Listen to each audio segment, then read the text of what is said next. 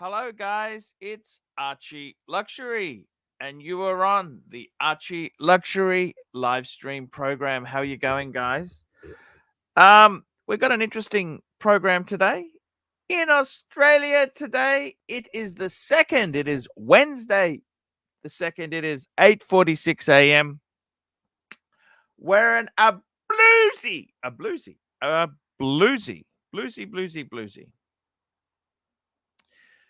Never a dull moment in the Archie verse. Let's run some intros and let's get this baby off the ground.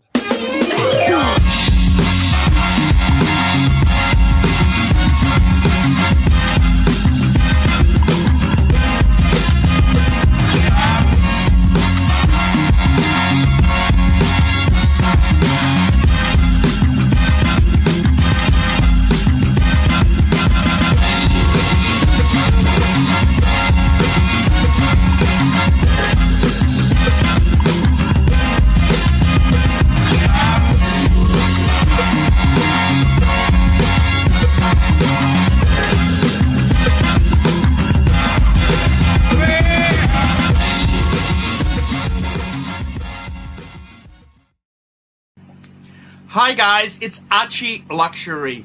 Guys, I want to talk to you about DavidSW. DavidSW. Guys, if you are in America, if you are looking for a Rolex watch of your dreams, in fact, if you're looking for a contemporary modern wristwatch, I strongly advise you to look at DavidSW. Guys, don't play the dealer games. Don't bring in chocolates or Krispy Kremes for your dealer, hoping to get a Rolex at retail. It's futile. Please, guys, save your dignity. Keep some pride. Go to DavidSW.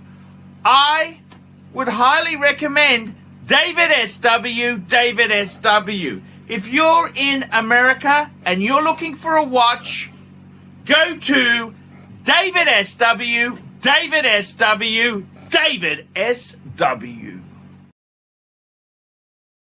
That's right, guys. DavidSW.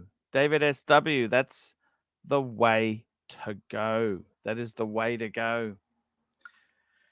Guys, it's great to have you all on the stream today. It is really good to have you guys here. I am going to post the link. Let's see if we can get some people, punters, on our stream. We always like to have a healthy link. We like to have a healthy link here for the simple reason that the link is how people can jump on. We can let people jump on here, and it's important. It's very important. And this is the way it all goes, guys. It is just how it does go there. So, guys, the link itself is important because I want people to jump on and have a chat with us. That's what we want to do. I want to have a chat and see how we can get things going. Guys, the watch market, the watch industry, the wristwatch game. What's happening? Well, it is different. It's very different. It's not the same. It's changing. Okay. Oh, we got the link is pinned. The link, we already have a pinned link. Let's have a look there. Start a poll. Will the watch market go back to crazy? Will the watch market go back to boom times? Yes, no. There we go. Will the watch market go back to boom times? I got to tell you something. My own opinion on this subject is that maybe not. maybe not. Maybe it was a little anomaly, a little bip in the history of life, and it ain't coming back. It ain't coming back, sunshine. It ain't coming back. And I gotta be honest with you, there is no easy answer. It ain't easy. Is it coming back? Who really knows? Who knows? I think myself, and I've been a pundit, a commentator, a journalist, whatever you want to call it, I have done it, man. I have been everywhere doing it for the audience. I think we're in a changed environment. I think it is changed. It is different.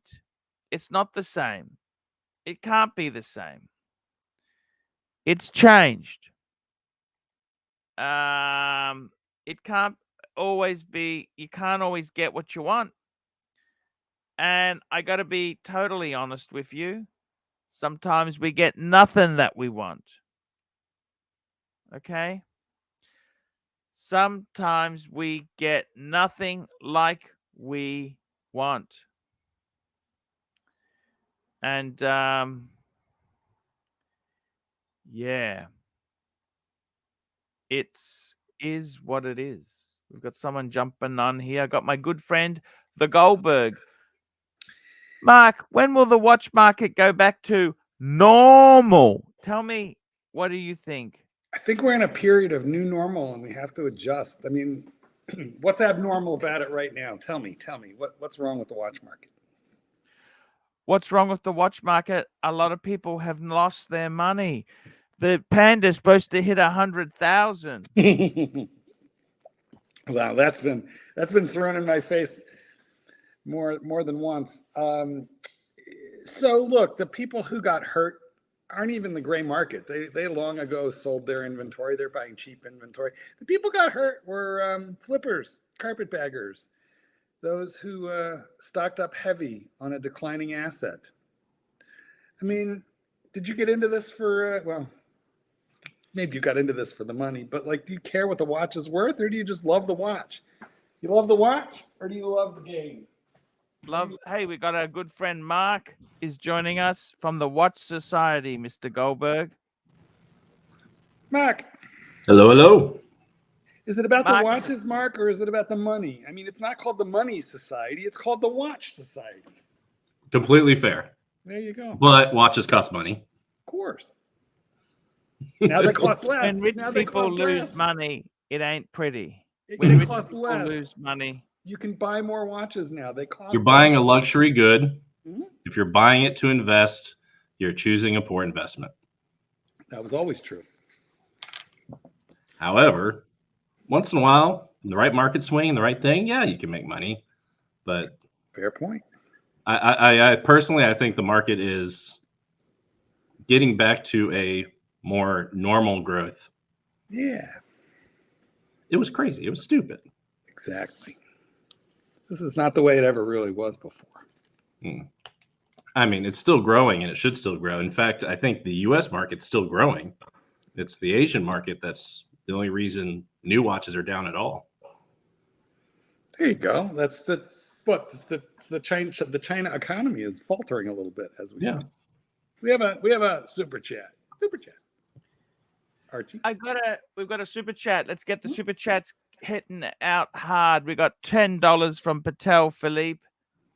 AC3, if you were CEO of Grand Seiko, would you slap Seiko on the dial, or instead buy a corpse of a brand and appoint like a fourth grade cousin of the founder as an honorary chief to spruik for the buck? Ooh, we gotta decipher that. That is layer upon layer. That's like an onion. Many layers. I mean, you could just call everything Creedor. I got to tell you something. I think the first thing you've got to do, if I was CEO of Grand Seiko, would be to stop giving it names SBGA 221. You'd start to give it, it's got terrible. because they're just so puristy. I actually like Grand Seiko greatly. I think they do amazing stuff. Terrible. I think they The have bracelet some could be better. beautiful watches there. And what I would try and do is systemize a bit where they have the lesser brands use some Grand Seiko parts, not all. I'd try and segment it a bit. I really like the Presage line. Yeah. I think the Presage line is actually pretty clever. But I'm a little bit confused. They got Creedor. Where does Creedor fit in? You know, they got a few weird sort of things there. Well, historically, Creedor wasn't even like always high end. It was just kind of like, oh, we're playing with things. We'll call it Creedor. It's become the ultra high end recently. Like you can find Creedors that are quartz watches for $200 from the 80s and 90s. Super chat, Patek Philippe, $2. I'm wearing a fucking gold Submariner, Pavel. There we go. Pavel, and I'm wearing a bluesy. What are you wearing? Wristwatch check, Mark Goldberg. Breguet Type 21. Type 21. Look at On that. bracelet. This is a nice wristwatch, panel right here today. Look at this. Some beautiful watches.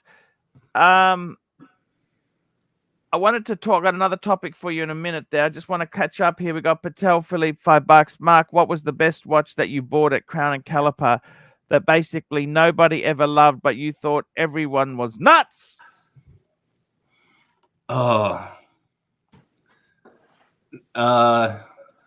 Actually, bought 2 box papers full set Mitsukushi Speedmasters that just sat there and nobody bought, which are the only true Panda Speedmasters for a long time. And we eventually sold both of them at cost, and they should have sold for 20,000+, and they sold for 10,000. Like, these are some of the rarest, most sought after. The dials alone at the time were selling for 3,000 or 4,000 if you wanted to swap and make a fake one. You should have parted them out. My favorite one, the best deal I ever bought, was a 1 of 15 Zenith Chronomaster Sport that was a reverse, was a Panda in white gold. It was 1 of 15 ever made for a Japanese market, and bought it for a steal. Bought it for like the price of a normal steel Chronomaster Sport.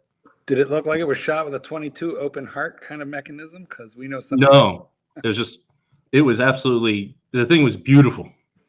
And I've seen it pop around. Like, I saw it Swiss Watch Expo and things like that, but it's one of those. Has it gone up? Probably Yet? the only one in the States. Did it go up yet in value? I think I last saw one sell for $15K. Because it's a brand that is really, I feel like it's an enthusiast, it's a collector's brand. Like Gerard Perregaux, it's a collector's brand, probably even more historical, but largely unappreciated in the mass market. So the values tank, and that kind of hurts I feel like that really hurts their sales and penetration into the market, if I can say that word. Yeah, you have to go past the enthusiasts if you want your brand to really go and make more than 1,000 watches a year. That's a fair point. You need the mass market. Yeah, the watch market's this big. The market for watches is that big. Yeah, there's very few. We are Rolex. None of the brands care about us because we are 0.0001% of the market. The brands that care about enthusiasts are small brands that know they can survive off selling 1,000 watches. Right, like FP Journe, for example. I'm sure he does. Journe, higher end Moser, things like that. Laurent Ferrier is actually really good at talking to people, but they only make 500 watches a year. But also small micro brands, are good at talking to people. Christopher Ward has gotten good at talking to people, even though, whether or not you like them, or all the little tiny micro brands all across the States are getting good at talking to people. Archie, I do not have my keys. I got to catch up on the super chat here. Patek Philippe, $10. Mark, purely from a buyer's perspective, score out of 5. All of the Calatravas Archie has owned on how desirable they could be to sell. They were all the same. Okay, let's go through that list. We will go through that list. We're going to go through it quickly because there's quite a few. We're going to list the Calatravas that I have owned, you can give me a... How well they are to resell? Okay, first one. Okay, we've got a first one here. 5107, automatic, manual wind, Calatrava. Do not give me a reference I'm numbers going when to it bring comes up to the Patek. photo for you to see. That's the one. There we go. So that's white gold, 37 mil, crown guard, automatic date. Give me a score out of 5. 3. If it were in yellow gold, it'd be more. White gold is harder to sell.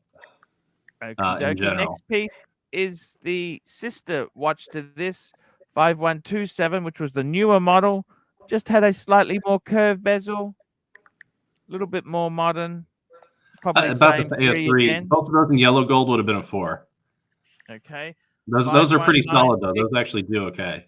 Jay, what do you think of these? I had one of these. This is actually my photo. Yellow gold 5196, 37 mil manual wine Calatrava. 4. That would do well on a resale relatively quickly. 6006G. This was one of my favorite watches of all time. Please give me From a resale, score. 2. They were just not popular. I like it, They were not, but from a resale general market, 2. It's that dial, right? Yeah. Okay, let's go to some more older ones. My first ever Patek was a 3919.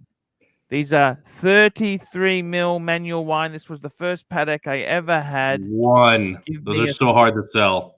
The size makes them so hard to sell. Because it's a girly. Yeah. It's 33 millimeters. They are beautiful. Oh, they are so beautiful. They're great watches.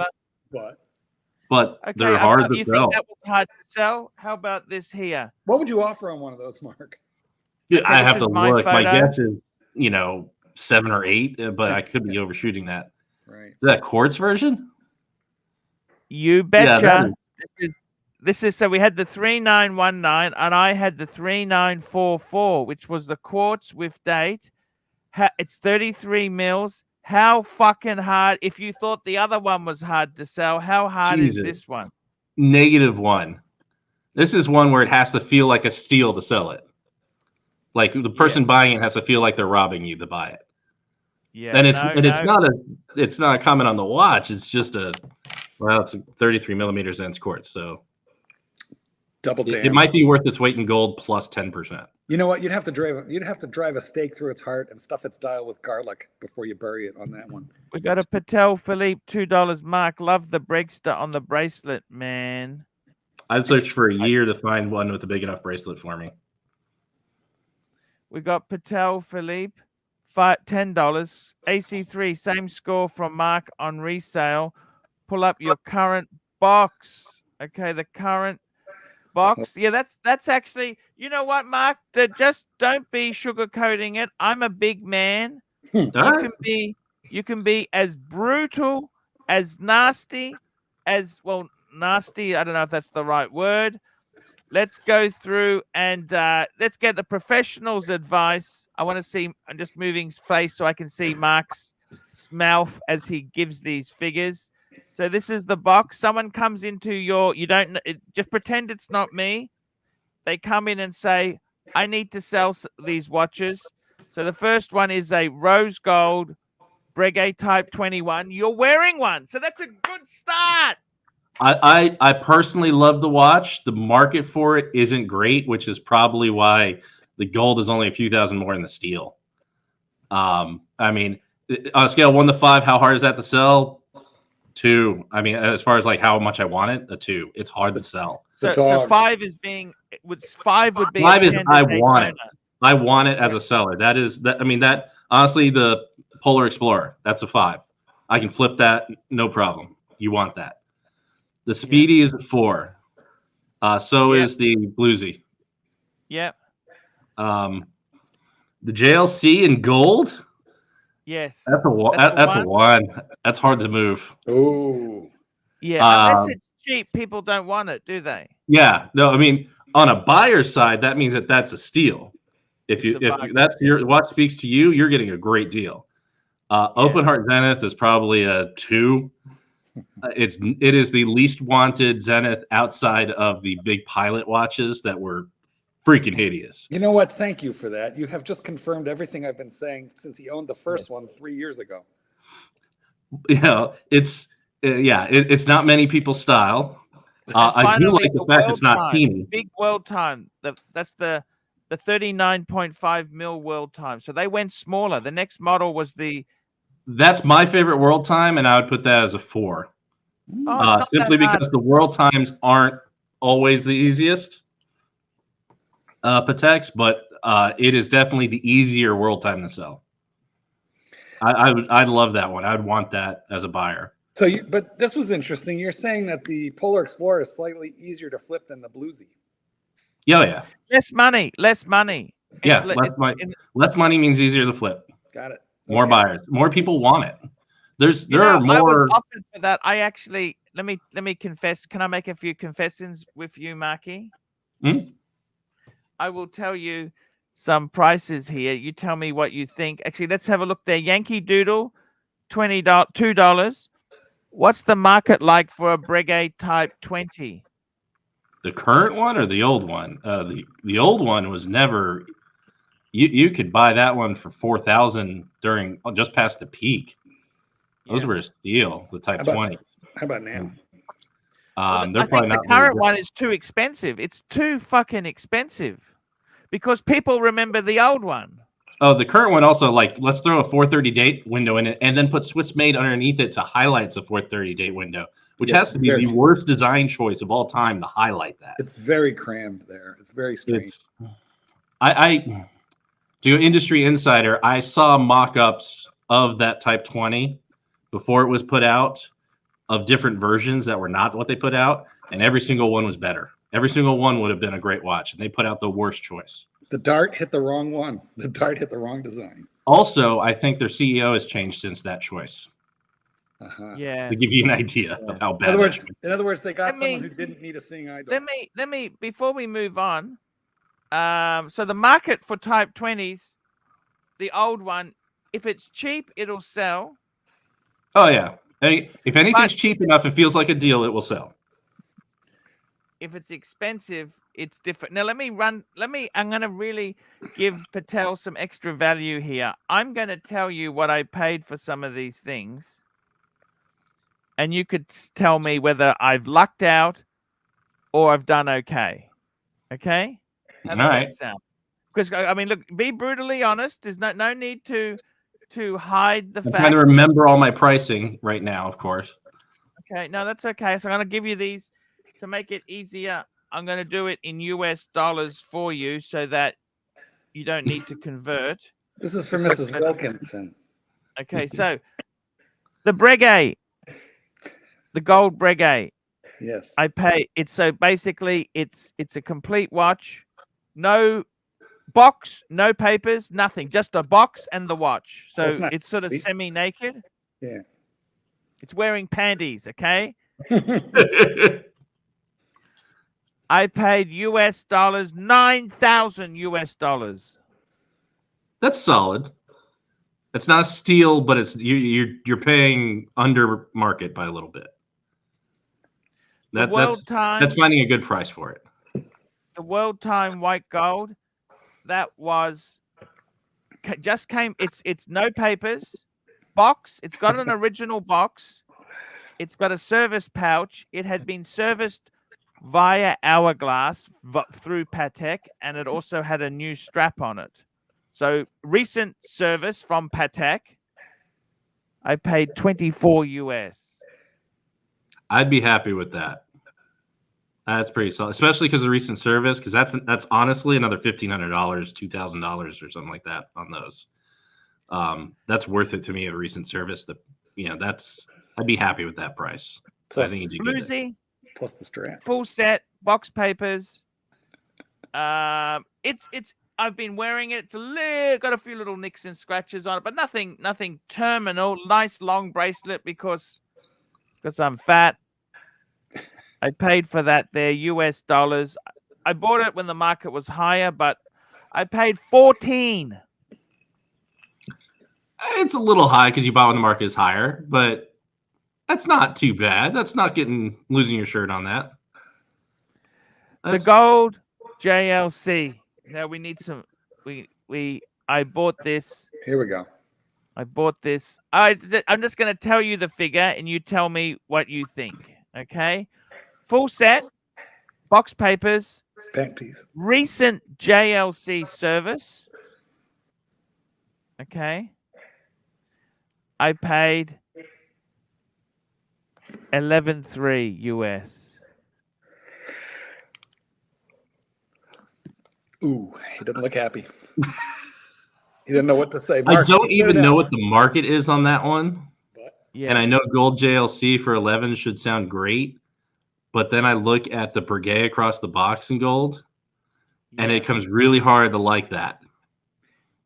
Yeah. Just because you have such a better deal. Yes. Yeah. Mind you, the JLC is a column wheel chronograph. It's got that new JLC movement in it. It's magic, but there's I mean, the movement's great. The whole, I mean, if you like the watch, it's a good deal for a JLC in gold. If you don't like the watch, the problem is, do you want to have that much money tied up in inventory? If I were a buyer, I would, I'd have no problem selling it for 11, but I would be buying it at a 40% margin. Ooh, wow. He's having trouble getting rid of it, Mark. Ooh, that's okay. That's okay, Marky. That's okay. We want the truth. We want the brutal truth. Because I would probably, if I were a buyer, I'd probably offer you like 7,000 for it. Yeah, I see. Yep. No, fair. I'll give you 7. I'll give you 7, Archie. You could sell that. Fair point there. Right now. I say that if you could sell it for 11, because I don't know what the exact market on that thing is right now. Yeah, no. I understand there. The open heart, that was actually a very good buy. Let's hope. 3,300 US. That's a good buy. Yeah, because those box and papers. What are you those can go for 1,000 more than that. So the bluesy, unfortunately, I bought it box and papers. The burglars stole all my papers, and they took the paper. Well, obviously, they're not going to give me my papers back. So now it's only watch and box because I got a replacement Rolex box. 8 US I paid. That's pretty much retail.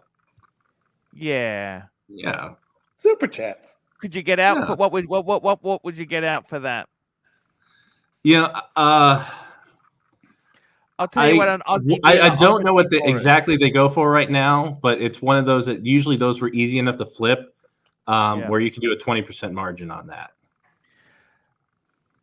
So I was offered 6.2 US by an Australian dealer. So that's in that ballpark. Yeah, I think you could get a few hundred more than that though. Yeah, I tend to agree with you there. Yeah, guys, can we just address the elephant in the room here? I got to catch up on super chats. We got another super chat. Hey, just quickly, Patek Philippe, $10. AC3, let's not be rude and make Mark work all night. Please take him shopping for his choice of 3 dress watches, of which the pontiff provides his critique. That does not mean lick his ass, Arch. I can tell you 3 dress watches immediately for Mark. No, okay? Mark gets to pick out his own, and then you critique them. That's the super chat. Oh, okay. His choice. All right. Oh. I already know my top 2 dress watches easily. Vacheron Constantin Historique 1921 40mm rose gold. By the way, I was offered a swap, the Breguet and the JLC, for a Vacheron retrograde day date. Mm-hmm. Plus money. A little bit of money. I mean, I'd consider that. Yeah, I mean, it depends on what you like, but I'd consider that. The Vacheron's not going to be an easy sell either, but on the scale, it's probably a 1 because it's expensive and it's quirky. Yeah, Vacheron, unfortunately, the aftermarket isn't as healthy as it should compared to their holy trinity brethren. Yes. let's bring this up on the screen now. I'm going to bring this up to have a look at, and we will see what these babies. So firstly, we've got a Vacheron. Give that to me again. What's your Vacheron again? The Vacheron. Which History, one? 1921. The 40 millimeter. Historic 1921. Of course, the driver's watch. And you want Preacher's the 40 watch. mil, don't you? The 40 mil as well. We don't want the girly size. Yep. Okay. That there would have to be the ultimate. I agree. That is beautiful. Next, That's the one I own. So that's a beautiful watch. Next, what would be the next? The Breguet Classique. Actually, see, this is the 5157, maybe. It's the sub-second one. No, the one with the as a sub-second and with 5177. No, that's not it. 27, 37. It's in that line. It's in that line there. Okay. There's some beautiful. Like okay, and thirdly. Give me a classic JLC Moonface in rose gold, black dial. Yeah. Beautiful choice. JLC makes some great stuff there. Yeah, right there. How could you go I always wrong? love to look at the black dial on that. We got another super chat. Patek Philippe, $5. AC3, you just fucked up, mate. I'm offering cost plus 100, like we saw on AC3 Classics on the Dungeon. Thank you. Thank you. Thank you so much, Patek Philippe. David N, $2. Is the 5396 hard to flip? Now, that's the annual calendar. I'll call it up there. The Patek 5396. I think, to be totally honest with you, anything that's big money is hard to flip, okay? The market has changed, okay? Unless it is very rare, it's hard to now, flip. Our friend David, I think you have got the least desired version, which is the white gold with the gray dial. That seems to be the lesser desired. The funny thing is, our good friend OC, you got a friend in OC. He recently bought this, okay? And it is stunning. It is fucking it's a beautiful watch. But it's 60 fucking thousand. And it's a Patek you can get without it being on the wait list usually in a lot of markets. Correct. Now, it's the hard ones to get that are easy to flip. Like if you're long a Lumen or an Odysseus, like those things are easy to flip because they're so hard to get otherwise. Now, the problem is, now it's a beautiful watch. Please don't ever think I'm criticizing the watch. The least desired 5396, which is it's not a terrible watch at all. You can get those for 30,000. Half the money. Now, okay, this is diamond dial and it's the blue dial. Yeah, I get it, but is it worth that massive premium? This is not to people in the aftermarket, especially. It's beautiful, but I mean, you're buying it because it's beautiful. You're not buying it because you want to make money on it. We got a super chat here and we got an offer. Patek Philippe, $10. Mark was being generous, offering you 7. I'm a buyer right now, cash in hand, 5.5, mate. You're not going to get a penny more. You might as well prepare for that watch to join you in the coffin. That was assuming it was worth 11,000 on the aftermarket. That was the assumption. You say that because what I was thinking of doing is, if I do need to sell stuff, let's be honest. If I needed to sell stuff, you get rid of your Patek because that brings in a lot of money and it's sellable, right? Because it's a good solid piece, right? Oh, yeah. The size of it makes it especially popular. The JLC is not a terrible watch. It's probably a good piece to hang on to because you're going to take some pain if you sold it. And let's face it, the Breguet, it's such an easier piece to sell. Would the Breguet be worth putting a service on it? Would that improve its price or not really? Not to most. until they found out how much service costs. Actually, the Breguet service isn't terrible. They're not terrible. That one will run you 1,500 to 2,000. That's not terrible, is it? It's not terrible. You know, it's double what, you know, other people would charge you for a similar movement. I'll put it that way. We got another super chat here from our good friend SR Bell. Mark, I want you to change my dog, but now the thing is, Mark is a professional. He would never, ever hurt an animal. So we're going to move straight on to the next one. Yankee Doodle, $5. But should I pay for a like new box and papers 51? What should I pay for a like new 5127? And thoughts on the watch? Is it fuddy duddy? I tell you what's wrong with the watch. It's fucking 37 mils. Okay, let's call it up. 5127, and it's a J. So it's a yellow gold. It's one of these, okay? So this is, I've owned it in white gold a couple of times. It's a great watch. It's just a little bit small. It's 37 mil. If it was 38, it'd be better. What should I pay? I'll leave it to you. See, the thing is, when you're talking to Mark, Mark's looking at this as a buyer. He's looking at somebody wants to sell it. So he's thinking, well, if I buy this watch, I need to make a profit to pay for overhead. I need to hold it for a while. It goes into inventory. The prices that Mark is saying as a buyer is different than what you cannot possibly buy them that cheap. Okay.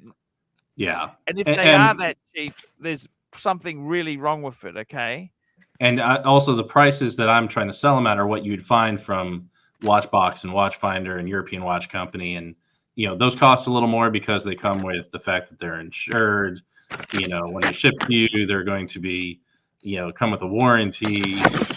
You know, they're authentic and they'll stand behind it. Things like that cost money, to be honest. Or you can get it cheaper by buying off some dude. So the reality is, what's the best way to price a watch? Jump on Chrono and take off 20%? Yeah, from a person, more 15% might be better. Yeah. You know, but yeah. I mean, a lot of times you can go on Chrono and just offer somebody 15% less. That's a dealer, and they might sell it to you if it's been sitting there long enough. You know, Chrono is very frustrating because there's sometimes the watches don't exist that they're selling. Yeah, if you find a dealer that does that, don't you deal with that dealer ever again. They're not keeping up on their inventory well enough. If they're not doing that well enough, they're not doing other things well enough. Good point. We've got another super chat. Patek Philippe, $5. What watch do you choose? Legible, versatile, classic, plain versus bad legibility, cross, dress precious metal, contemporary, and hype. Plain versus hype, is that the big words there? Legible matters, but I think just looks good. Design speaks to you, so classic and plain maybe a little more for me than say bad legibility like a Richard Mille. I got to tell you something, Marky. Which Marky? You're a man who goes for what you like. You bought a lot of Breitlings. You must be talking to me now. Ripping out the Breitling. Because Mark, I know you don't buy Breitling. Wait. I have a watch box next to me. I have my one Breitling. What is it? Got Top Time. Oh, there you go. Oh, I love the Top Time. Nice Top Time. It's a quirky. That's my one. personal. Look at that. Very cool. I have too many of them. That's the only one I have. Breitling's a bad habit. The value isn't there, but they're very well made. You have my history with me. Why do you think Breitling never got collectible? Why isn't Breitling Rolex? Can I ask you that? They dump all that inventory all the time, right? For a long time, during the time when Rolex became the watch that everyone knew, Breitling was going for a certain market that was military and all, but they also went huge in size compared to everyone else, and they took a while to come down from that. That made them segmented to a certain part of the market, and they haven't recovered from that. But then the pricing issue too, they overbuilt stuff and then they dumped them onto the gray market. There are still Schneider era sleek tees, galactic unitimes through Joma, and where they dumped like maybe thousands of them all at once for like less than half retail, still unsold new old stock. So they constantly shot themselves in the foot with ETA movements, high prices, and then immediately dumping them onto the gray market, which tanked all their prices. So I think it made collectors wary about buying new unless they were just really Breitling fanatics. Yeah. Super chat. Patel Philippe, $5. But I love Mark, it. why do Gronefeld sink faster than ArchieLuxury at the salad bar? I think Gronefeld finally caught up with their wait list. And there's a difference between perceived value of them and the finishing of their movements. The movements are sandblasted and look a little different. And some people aren't a fan of that in the aftermarket. They're also steel, so they're harder to finish than brass movement. But yeah, there's a lot of people who don't like the movement finishing comparison. But on the other side, I love Gronefeld. Sorry.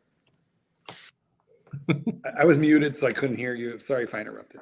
But look, free. But it came with like a duct tape top. It's this giant handle of tank. Good stuff. Archie, are you? Yeah. By the way, you've got your watch box there. This is your watch box. You've got your pieces. I have there. a watch box that is full of my stuff. Yeah, it has. Okay, beautiful, beautiful, beautiful, beautiful. Let's have a. Oh my God! Look at. I love a watch box. That's a section of it. That's beautiful, beautiful watches. Oh, you got a Tudor. I love the Tudors. You got. Oh, I see the 1920. You got the. Oh, look at that! Wow, you got some great stuff there. There's some, other stuff in there. Patel Philippe, this leads into this super chat. Would love to see more watches in that watch box sitting beside Mark on the full screen. If he'd like to share, yes, he just did that there. I gotta tell you something. The thing is with this watches, when will the watch market go back to normal? I really think it is still hypey. And this is the thing. You go into a Rolex dealer, nothing is available now. They've learned a few tricks in retailing. If you asked for a two-tone sub, even though they frantically want to sell you one, they would say, sir, we'll put you on the list and we'll see what we can do. They kind of... Yeah, a little true. They got game. They've got game. They know how to play the game. No matter... If you went in there, they will not just give you one. They say, okay, we'll let you know. Now, they may ring you back within a week. Archie, we're not sure you're Rolex material. You have to. They have been scripted. They have given you scripts to make sure that they make you feel like it is still hard to get. They play a game. Super chat. And we've got a super chat here. Patel Philippe, $10. AC3. Let Mark pull out watches out of the box, full screen, and you rate out of 5, since you used to be a watch dealer from the AC3 Classics on the Dungeon series. Okay, let's do that. We'll get Mark for biggest screen. Resale. Let's have a look. I'll grab a few random ones. I'm going to rate your watches. Let's go, baby. Bamford Snoopy Scout. It's a Hodinkee limited edition. I actually love that. Yeah. If you price it right, that should be a steady 3. Yeah, I mean, out of 10, Archie, 3 out of 10. No. We're going for 5. 5 out of 5. Okay. I reckon that's a lovely watch. That adorable. It's a fun watch. It didn't cost too much. That's why you bought it, because it was fun. And I got 30% off, employee discount at the time. Everyone your needs Breguet on the wrist whilst we're here. Let's do the Breguet. The Breguet. Oh fuck! No, see, that's in my opinion, that's a 4. Yeah. Right, that's a 4. I really do think that's a 4 because you're not paying retail. It's a bargain. 3.5. It'll sell very quickly. The bracelet's a hard thing to find. Here you go. That one. Look at this. It looks like a Lange, but it's a glass hoot in the green. Look at that. I really like the glass hoot original. Very nice. Yellow as gold far too. as the watch goes, that is beautiful. It's Yeah. actually that's probably one of the nicest glass suits I've ever seen. Do you know what? That's a dress watch with like manly presence, so it kind of straddles between sports. How and did you get that? I gotta hear the story on that, Mark. How did you get that? That's actually a fun one. I actually rung up a gray market dealer who just had it new at a good price, percentage off, because the difference between used and that was so small. Rung him up, and then he recognized who I was and where I worked, and he's like, "Oh, I can't sell you this because I don't want it getting back to Swatch where I got it from, or wherever," because he's reselling it off of an AD. She's like, "But I'll get you in contact with the AD," and I got in contact with the AD, and they honored the gray market price for me. So I got it at a really good price new. That was one I've been wanting for a long time. And the difference between the new price basically I paid and the pre-owned price was a few $100. So Oh, you did great. yeah, I'm happy about that one. That's a beautiful watch. I have the That is Panorama beautiful. CQ Panorama date, and it's a great brand. I think it's a, What do they sell for, Mark? What do they sell for? When I bought that one, they were about 17. No, probably a little less. a black Archibald, a black. Oh, look at that. Vintage Rolex 1675 black. That'd have to be a 5. That's with original folded folded. full brace. bracelet. It fits my 8-inch wrist. That means it has like 17 Oh, extra that's links. gorgeous. No, it's all the original links plus diver extension. No, diver's extension. It didn't come with a diver's extension. Yeah, it did. Did it? That's Yeah. crazy. I didn't know that. They have a little diver's extension here that folds back in. Well, I mean, I know that the subs did, but I didn't know they put that on the GMTs of that era. How about that? Live and learn. Yeah, this is the original family heirloom. Yep. Da. Holy learn shit. something. Yeah, that's So this See, the is a thing one it's a family owner. 5. It's a Wow. 5, Was it your dad? but you can't sell My it. wife's dad's. Okay. How special? You Yeah. Love should this try guy. and track down a period correct box and track down some shit for it, Yeah. It Yeah. comes up. Here's an unusual one. This is my one and only Speedmaster. It almost everyone forgets existed. Oh, The so this chocolate is a sapphire. chocolate sapphire. So it's a browned dial. That's sapphire beautiful. sandwich. It doesn't look that brown in the photo here, but Yeah, the light. It looks black. it does. Yeah, But Is that you tritium? can tell the Because loom is a little off too. It looks tritium. The loom. Yeah, it's that's just 5. Fotina. That's a beautiful watch. That is Fotina. Fotina, yeah.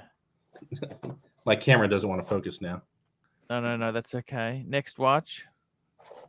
So we just kind of keep going down the list. Omega Constellation. See, these are beautiful.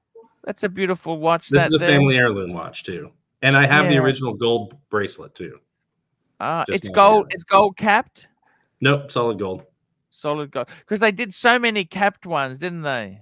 Yeah, no, but this one is solid gold all the way through. The bracelet's solid gold. It's actually a hobnail guilloche on the dial. Ooh, Wow. Wish we could see that. Your camera. Yeah, the detail is not. It's hard to see in this. Put your hand up to your camera for a second. Let it focus, and then slowly draw back. Slowly. Okay. Better, not better. Now move it away. There, maybe, almost. No. There we go. Now you're back. You're back. I'll just get closer. Yeah, thank you. Because it's a shame to miss these dials. Here we go. Here's one from a modern micro brand. Here's Flamingo Pink. Lovely. These are incredibly comfortable. They're a little pricey for a micro brand, but they're incredibly comfortable. They look good. The 5-link bracelet. And they also do a little enamel work here. That's unusual. Nice. Small things, but Nice touch. yeah. I have 2 Zodiacs here, which are, bought because I could get them cheap. The Oh my God, Zodiac I love Liberty this of London Zodiac for silver. $150 is the best buy I've ever had. What's the That's Zodiac? actually quite a nice looking watch. Oh, it's not. It's cool. It's purple on the inside. It's purple loom. What do you think of the Kontiki? The funny part is I don't know the watch, but I know the actual Kontiki. Oh, well, the actual Kontiki was Thor Heyerdahl, but I believe that Zodiac made a Kontiki model. I've actually seen the boat. Get out! Where is it? It's in Norway. That's incredible. Archie, well, tell Archie the story. He was a anthropologist or something like that. Explorer. Yeah, he wanted to prove that ancient people could cross the Pacific Ocean. Was it on rafts? Yeah. That they could cross the Pacific Ocean from Polynesia on boats constructed of reeds that were lashed together to make these like big, sailing vessels. I mean, not that big because they were made of reeds. Yeah, but he proved it by doing it. He did it. Yeah, and he wrote a book about it called Kontiki. Yep. And that's the name of the boat. I mean, it's a fascinating boat. I read it, or story. I read it when I was a kid, his book. But I'm almost certain that that the brand put out a watch called Kontiki. We should look that up. And Weiss is one of my favorite American watchmakers. Weiss. This is the black DLC titanium they did. Oh, wow. Look at that. Great stuff. I mean, there's a Tudor and a Grand Seiko in here too, and Tudor's a always an Oris. Patek? No, they never really talked to me. I'm not a snob, Archie. He's not a snob. This is a man of the I gotta people. tell you, he's got the Vacheron 1921. That's fucking enough money. That's fucking expensive, And I gotta tell you, my overseas is upstairs too. oh, you have as well. Fuck, you got two Vacheron. See, Yeah, I have a black dial overseas of the new. That is big money. That is big money, really. I got a few hitters in there, but Patek, the Pateks I like tend to be the more complicated, higher end ones out of my price range, and also generally they're not my look and taste. Like they can be very well made watches and beautiful. It's just purely I prefer Vacheron at that price point. No, personal taste. Look, I totally agree with you. The only reason I got the World Time is it came up at a friend of mine. He's a mini dealer, and he just wanted me to. That is probably the only Patek that I want to own in a price range I'm willing to pay. Yeah. They're very good value, and I like the bigger size as well because they went smaller. Yeah, no, I don't like the newer ones that are smaller. I like that one. Yeah, I got to be honest with you. I'm probably. Can I say this to you? Now that you've seen my watches, I find the Breguet a little bit uncomfortable. I'm actually getting. Really? Yeah, because it's big and heavy. I'm actually getting a new strap, a slightly longer new strap. I thought, I'm going to give that a shot. The JLC is actually such a fucking, because it's also got the quick release system. You got the little, it's actually fucking got really good engineering in it. Okay. But I get the other thing is too, you've got to buy what you like, not what other people say you should like. What I love about your watches is that they're not hypey. I'm not saying they're not popular. Please don't get me. But you see someone's collection. They got a Panda, they got a Hulk, they got a Pepsi. I have one Rolex, and then they talk about how their dream watch, their Grail is a 5711 Nautilus, or an Aquanaut. You think, okay, you know what I'm saying? Like they want be more imaginative. There's so much out there. Think bigger than that. Think different than that. Exactly. I mean, you can appreciate a Daytona. There's nothing wrong with having one, but don't tell me that's the dream. Exactly. It's I mean, I got to be honest with you. The watch, I've really been. I want to ask you something quickly before we move on to. I got some super chats banking up. Do you ever believe? Now this is about the after. Okay, maybe. Do you ever think you own a watch and it brings you good luck, and sometimes you have another watch that brings you not so good luck? Have you ever felt some spiritualism? I haven't felt that, but it's probably because I rotate too often for that. But I'm not against the idea of something's bad juju, and you just like, gotta get rid of it. I completely understand that. How about you, Marky? Do you believe watches? You can wear a watch and you have good luck or bad luck come to you? Oh yeah, 100%. Like a lot of times I evaluate what watch I want to wear based on what the occasion is and the feeling it's going to give me. So I had to go give a speech in front of a couple hundred people last month. So I wore the gold sub because it gave me power. You know, if I need brutality, I wear the James Cameron. It just depends on, you know, what I need at the moment to boost my confidence. But yeah, sure. I mean, I will say when I have, you know, I'm going into something important, I'm probably putting on the overseas. It's the one that lets me know, like, yeah, I'm good. Let's separate the men from the boys right now. Yeah. Either you'll know what this is, or like it's sometimes you sit there like wear it and be like, please somebody's trying to show off and tell me about their great Rolex they have. Yes. You know, it's like while sitting here at the Vacheron. No, that's exactly it there. It's the thing is, I wanted to ask you let me ask you this. If you fell on really hard times, okay, is there I've had some ups and downs in my career before. I had a day date, I sold the day date. But looking back in hindsight, I really wish I would have just said, you know what? Just keep the fucking thing and persevere. You know, like that was a man and his watch. I gotta tell you, I think sometimes you'd have to sell some watches if things went terrible, but I don't think I would ever sell everything. I gotta tell you, one watch that always seems to make me happy. I've had a little bit of anxiety lately. This fucking two-tone sub seems to calm me down. I don't know why. Whenever I put this on, I seem things get better. I tell you what watch isn't bringing me luck. I'm sorry to say this to you. The JLC. No, JLC is actually pretty good. It's the Breguet. The Breguet. I think. No. I don't know why. I think it could just be me. It could just be me, but I love this thing. My Breguet is one of my. I got to be totally I love honest. So much. I had a watch collector friend who was like, I need something besides a Daytona. It's like, I love chronographs, but that thing is, you know, just, I don't want to deal with the hassle. I was like, here, try this. Week later, he bought one. Yeah, they are fantastic watches.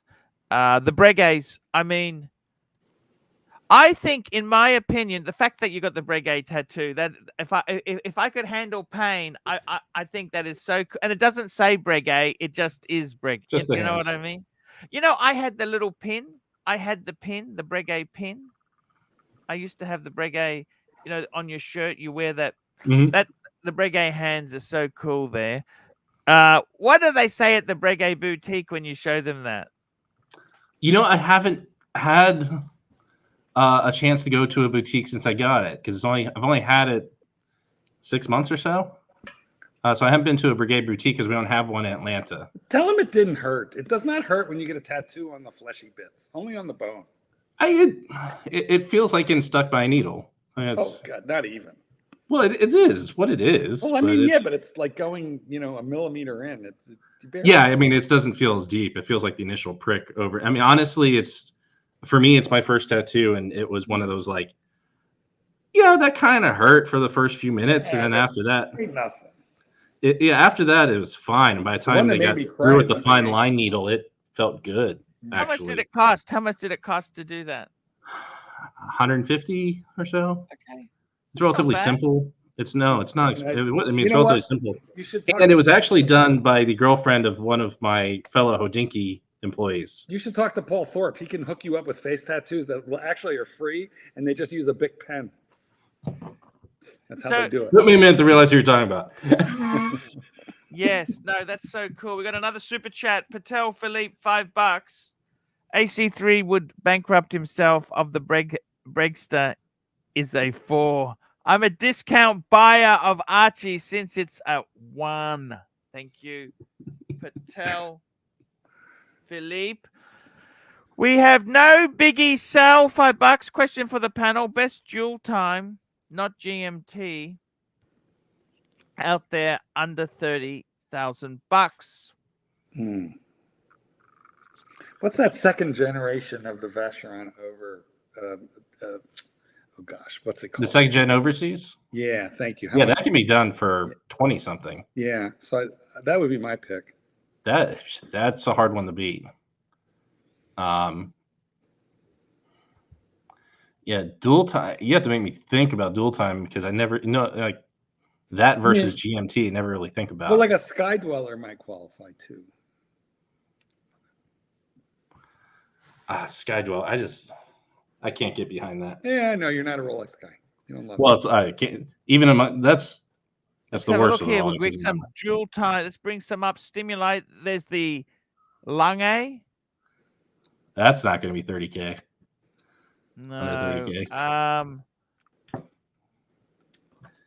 There is the let's have dual times. I know there's a Glasuta that does some GMTs that are incredible. The Senators Yes. that have like all the airport codes and do 15-minute time intervals and all. Yeah, the overseas, that was a good pick, Marky. That was a good pick there. We're trying to stay away from GMT, but that is a that's a good pick. I remember these Cartiers. Remember these do you remember these? Oh yeah, those. I mean, I wonder if you can get those for under 30,000 because they're so unusual. Yeah. I love this watch actually. That's the Torno Cartier. I thought they were so beautiful. Didn't Breitling Okay. have some dual time as well?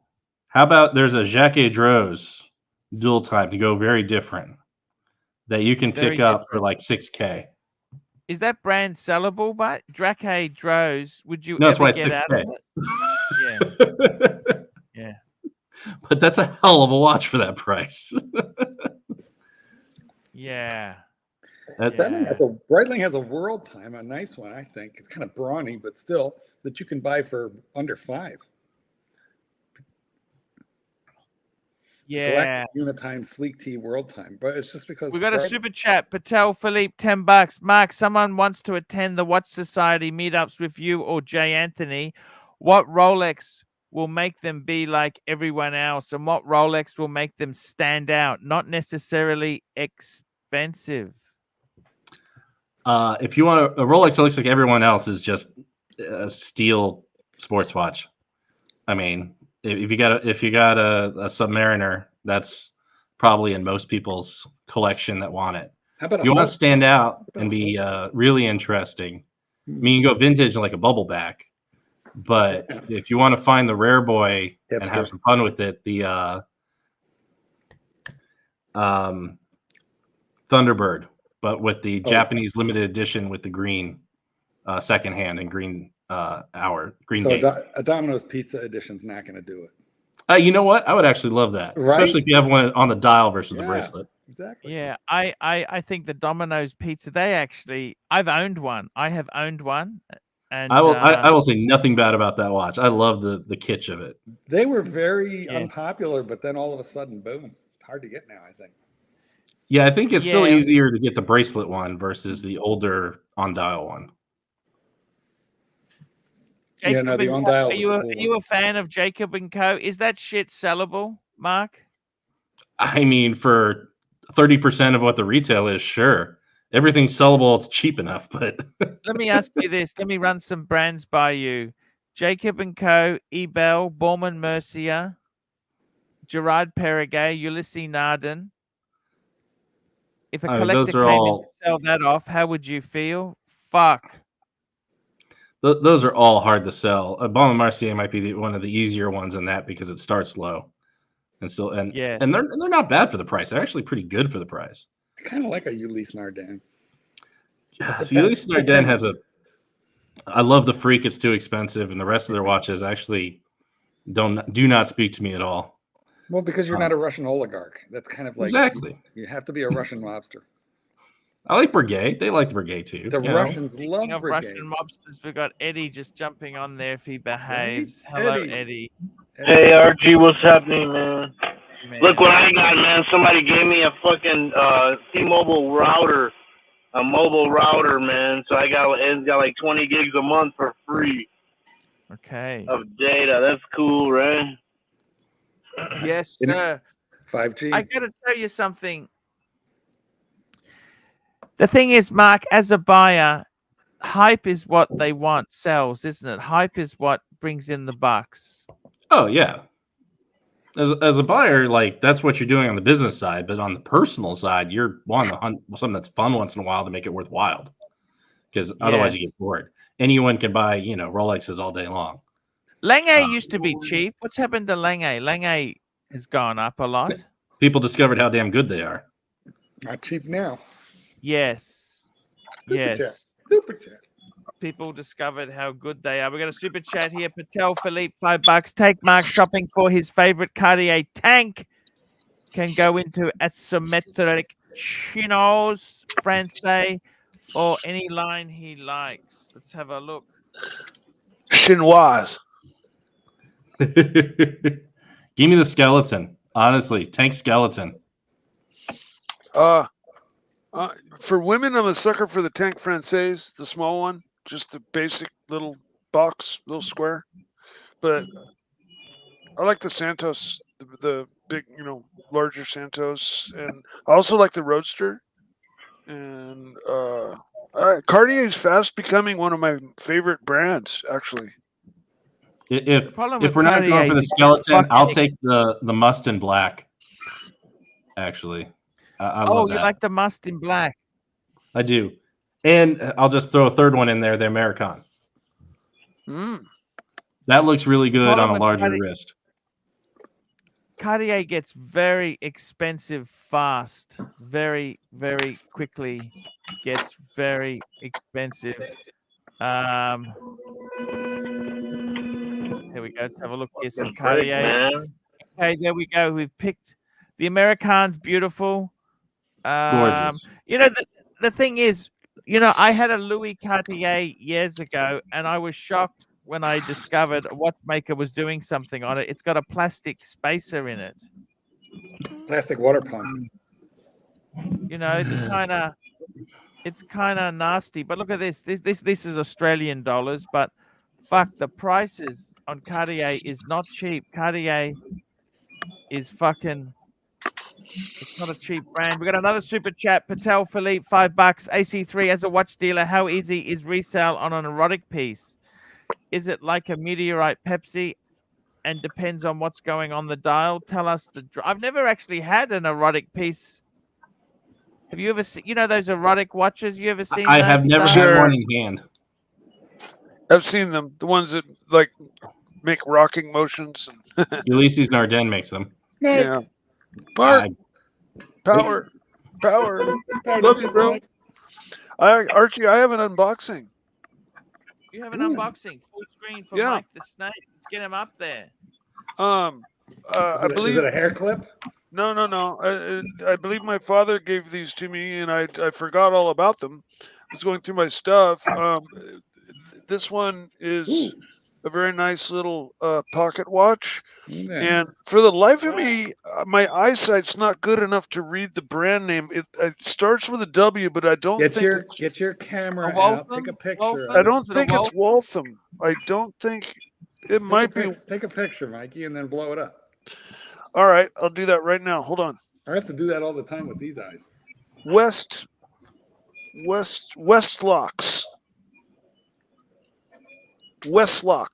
Or Westlocks. That's the brand of that one. And it's got West Clocks. West Clocks, man. West Clocks. That's a West Clocks too. Anyways, so it's got a very nice patina on it. It's steel. I'm sure it's nothing special. And then this one, This one I think is a bit special. It is silver, and it's got a very, I don't know, I think it's a gold dial. I can't really tell. It's off color, but it's got some very intricate engraving in the center area. It's not guilloche. In Do they run, Mikey? yeah, both of them. Oh, that's cool. They're probably pretty dry. Imagine when the last time those guys were serviced. Exactly. Let's see. I want the first one. Careful, because those you can overwind and break the paint spring. Yeah, no, this They don't have one. a clutch. This one does not seem to work. Don't work, At don't least the work. seconds aren't starting to. All right, just don't overwind. So this one needs to go in for service. But in any case, two very cool Nice. pocket watches. This one's silver. I You know, bet Mike, you. you can recase those. You can recase them and turn them into wristwatches. I know. That's kind of a popular thing to do, isn't it? Yeah. This one would be a little on the large side. Like here's my Yeah, but 42. Yeah, but that looks small on you, that 42 monster. Oops. You're But big in wrist. relation to my to the one watch, this is a bit large. This one would be perfect. Mm. This one is perfectly matches. It's just a little bit larger diameter wise than the entirety Mark, of my. are you a buyer? Am I a buyer? What? I'm talking to Mark. Oh, Mark. Which one? Either. Oh, I used to be a buyer. yeah. You gave up pocket watches for your health? Oh, I've never bought pocket watches. Yeah, Never gotten that. they were given to me. I believe, if I remember correctly, by my father. So they're Those are probably cool. not There we for go, little sale. Dave, $2. We got Mike the Snake. Your relative Julius is in the chat. Say hello. Marky, Hello. I want to ask you something. As a buyer, what would you do when people turned angry and tell us? Hand them over to customer service. Please dial 1-800 eat shit and you will get to the customer. You try and just be nice and explain, like, it isn't about what you paid for it or what you want to sell it for. It's about what we can reasonably sell it for and the margin necessary to run a business. You don't need to sell it to us. You sell it to somebody else. We're just giving an offer. Don't be insulted when we don't align. I worked at a place where they put me in customer service, and the joke was, like, when you got a really difficult customer that just was not listening, you passed them off to me usually. They'd be, hold on, and then or I would pass them off to somebody else, because it's just like they're impossible to communicate with, you can't explain things any more perfectly to them, and they still don't get it, so you just dump them off on somebody else. It's a terrible thing to do. You just let them yell themselves out sometimes. Marky, what's the worst? Normally, when you're buying and selling, you try and gauge the customer. What do you think you want? What sort of price did you have? Do you have customers who refuse to give you anything? They say, "You're the buyer. You tell me what it's worth." Does that piss you off, or how do you feel with that? No, with people? I look. It's easier for me to just like. So for me, in my opinion, it's one of those, like, I can sit here and try and do that and squeeze a few extra dollars out of you, or I can just know, hey, this watch sells for this price. I know how quick I need to sell it, so I know the margin in it. So I know how much is a fair price for me to buy it for, where I can stay in business. So I'll just offer you that price. That's it. That's the price I offer. A good friend of mine. Don't be a grinder. Don't be a good grinder. friend of mine. He reckons he can tell customers, as soon as he sees them, he knows whether they're serious or time wasters. Yeah, I mean, to me, it's like, if you just give them a price, that's it. That's done. You're here. My friend who sells watches says the worst thing is somebody who asks 50 million questions. If I'm busy, yeah. Like they ask dumb questions. Can we go to Rolex together to the Rolex dealer and get them to confirm it's real? My favorite No. question is, what's your Service best price? history. Do you What's know your best price? how many owners did it have and why did each of them sell it? And what's your best price? As though I didn't already give you that. It's the one on the ticket. Nothing more. My friend who's in the business said nothing more annoys him is a person who haggles, and then they have to think about whether why Oh yeah, that's that. Just leave. Yeah, time oysters. Yeah. Grinders. I hate grinders. I usually increase my price when I get a real grinder that's just like I say price is firm. What's that in your hand? You're going to say something, Mark? I'm sorry. We're talking about West clocks. This is a West clock travel clock. Oh, so it's very actually Oh, rolls wow. over. I remember those. Holy crap. That is the alarm clock. I remember those too. That's I like the alarm remember clock those of too. our I actually have box and papers and everything. It still works and it has radium loom. Wow, very Yeah, cool. You remember $30 JLC off used to have eBay. some of these clocks as well. Remember JLC had some? That takes me back to my childhood. Yeah, for sure. That's from like the early 70s. Yeah. I mean, when probably. I first went on the road as an on-the-road salesman in the early 80s, that was the kind of thing you had to bring with you, otherwise you weren't waking up. Yeah. Well, that's why, I mean, for nostalgia's sake, you buy the Hodinkee one then. Hodinkee one is so expensive, but isn't it? $6K. I mean, how do they get this pricing? Can I ask you where the fuck do they pluck their pricing from? I was not there during that. That happened right before I got there. But I will say that the pricing was fair for typical margins. Okay. Like it's not like the thing cost $1,000 to make. I'll put it that way. You worked at Hodinkee. How long were you at Hodinkee for? 3 or 4 years. How did you find it? Was it a great company? So I started at Crown and Caliber, and Crown and Caliber was great. And then we merged with Hodinkee, and at the beginning it was great. Then it slowly became not so.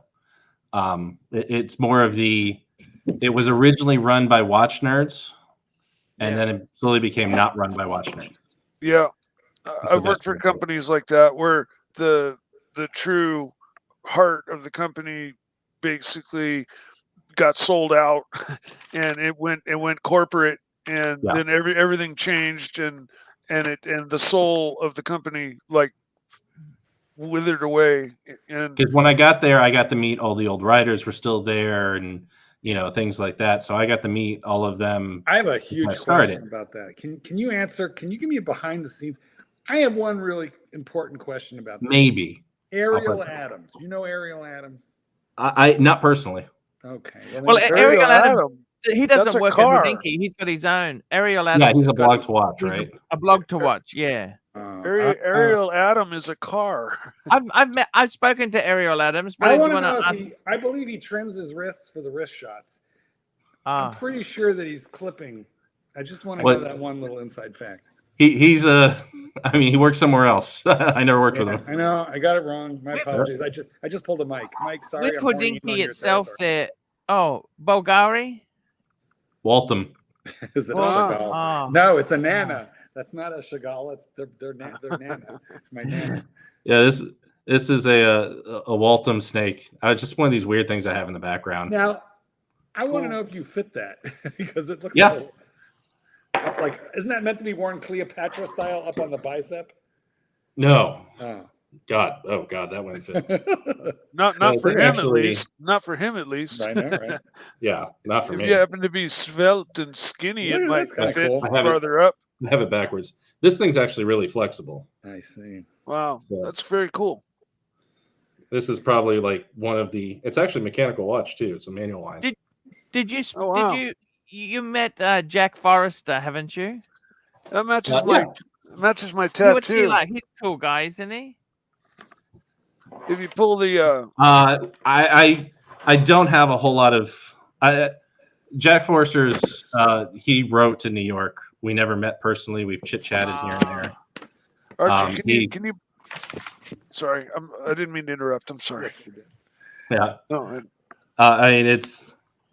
I will keep my mouth shut. Did you write? Did you write anything yourself, or you were only in buying? You're buying. Yeah, I wrote. I mean, here and there, I did copywriting for him. So a lot of the stuff that you see that didn't have somebody's name on it was good chance me of why we love it and things on the watches. Did a pre-owned picks column for a while, and also here and there did an article. I mean, there were jerks. Were there jerks in that industry? Oh yeah, every industry has a jerk. Oh yeah, every industry has questionable behavior. Every workplace has a when jerk. When you say questionable, how do you mean questionable behavior? Give us an example of questionable behavior.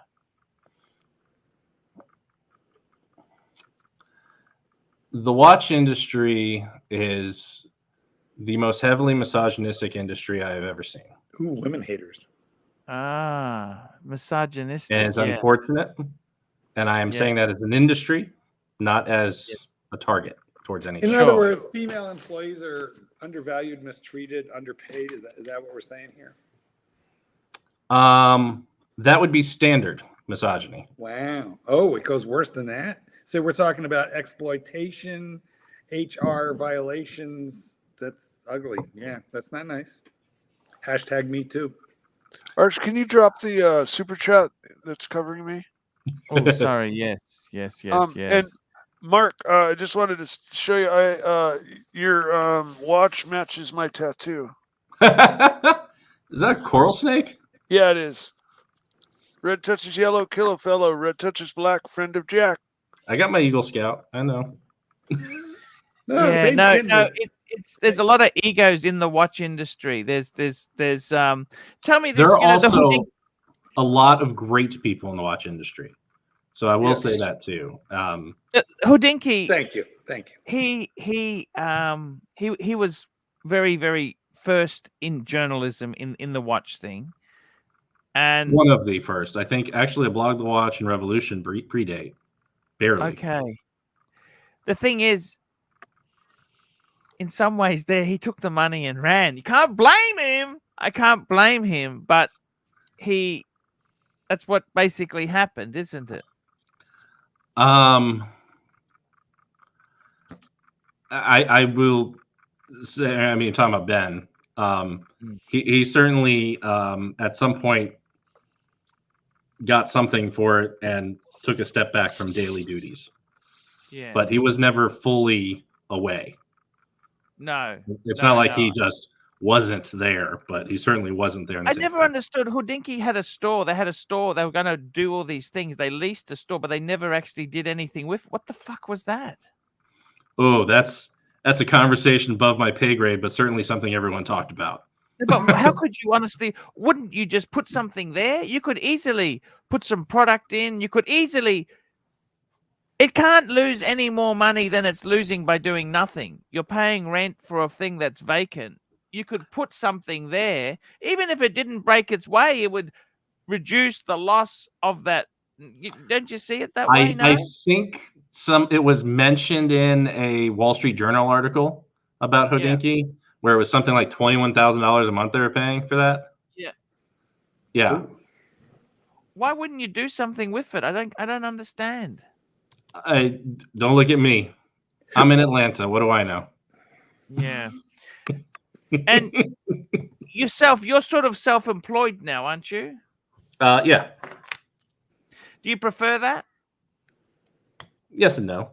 You miss the paycheck, but you don't like the politics.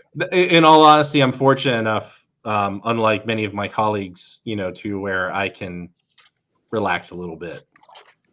It's nice, but when you work for yourself, which I do also, and you work at home, you're always working, right? There's always that tax. It's very hard to go off the grid, or at least I find that.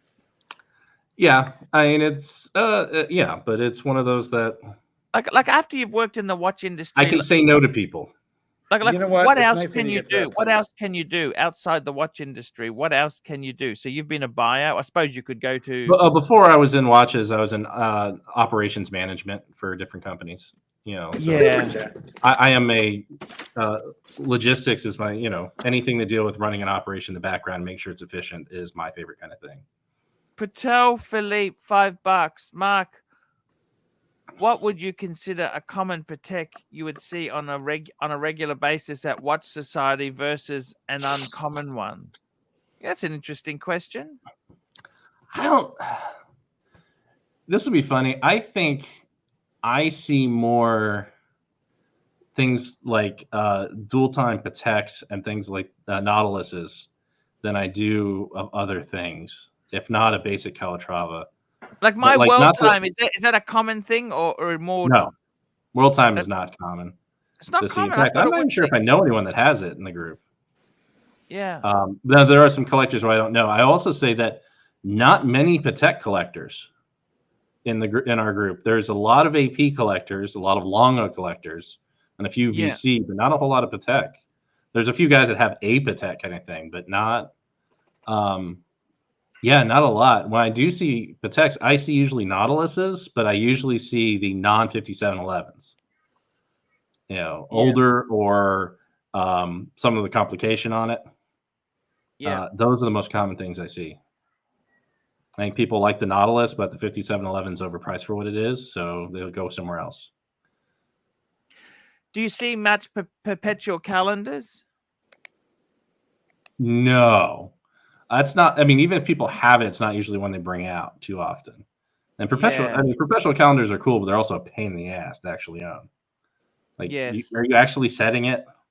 It's the only reason they'll own a watch winder is to have throw a perpetual on there because you don't want to reset it. No. I mean, and when you're talking that price point, I think watch collectors a lot of times look at things like I'd rather get an MB&F. You know, when you start talking those price points, like something a little more fun, a little different. Yes. You know, or they're looking at high-end Laurent Ferriers or things like that are just push the language somewhere else. It's I got to tell you, with the you're really in an interesting spot there because you've got a lot of industry. You worked as a buyer for Crown and Caliber, who's a huge wheel. You're in the Watch Society now. You tell me this industry. Do you think watches are destined to become more popular, or they're going to be an anomaly, just More die popular. out eventually? More popular. More popular. You just keep seeing the different ways people on YouTube, on forums, more get-togethers. You're seeing more people come to get-togethers.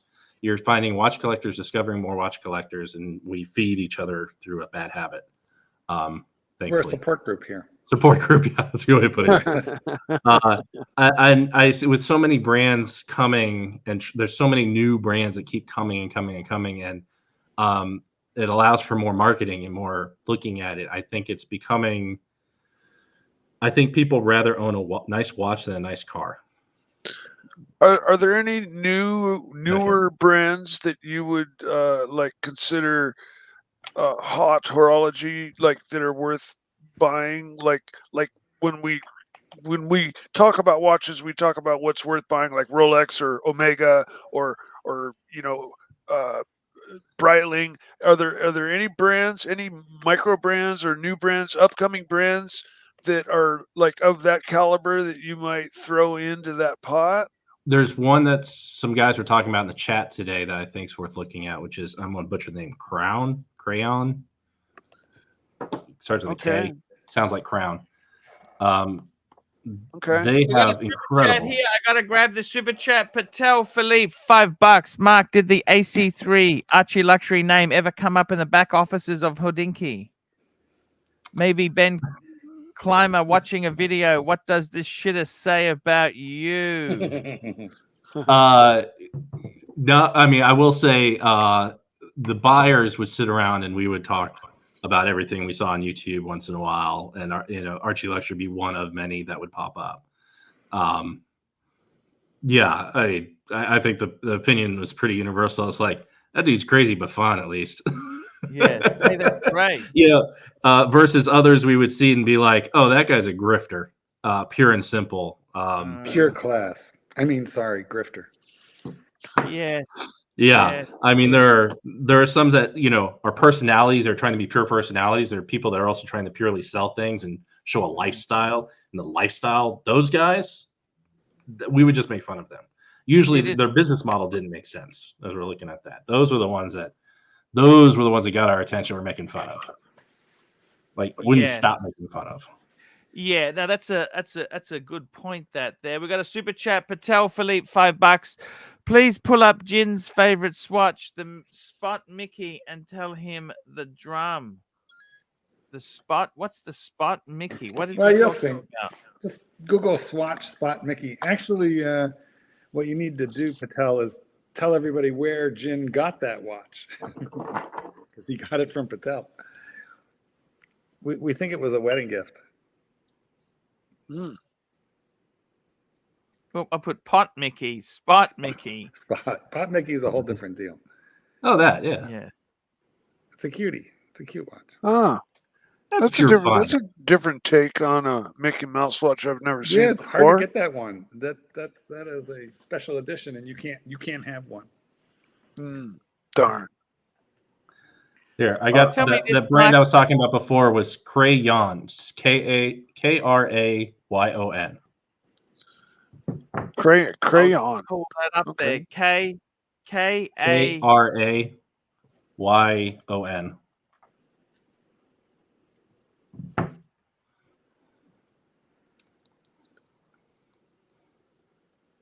And this is a newer company or an upcoming company that relatively newer. Oh wow, look at that. They have a new complication that I think you can set your sunrise and sunset for for where you are. Oh, hand winder, I love it. I love the Geneva lines on that. Well, that These man, don't look cheap. They don't look cheap there. It is not cheap. You said hierology. This is, I think, $100K. Oh, geez. You said hierology. Well, okay. What about like maybe just mid range up and What can I get for $25? No, like let's say 25. Garbage. It's garbage. 25 Mikey, grand it's garbage. under. There is nothing cheap in life. Mark, what 25 brand grand do you think under. what brand do you think is the saddest things have happened to it?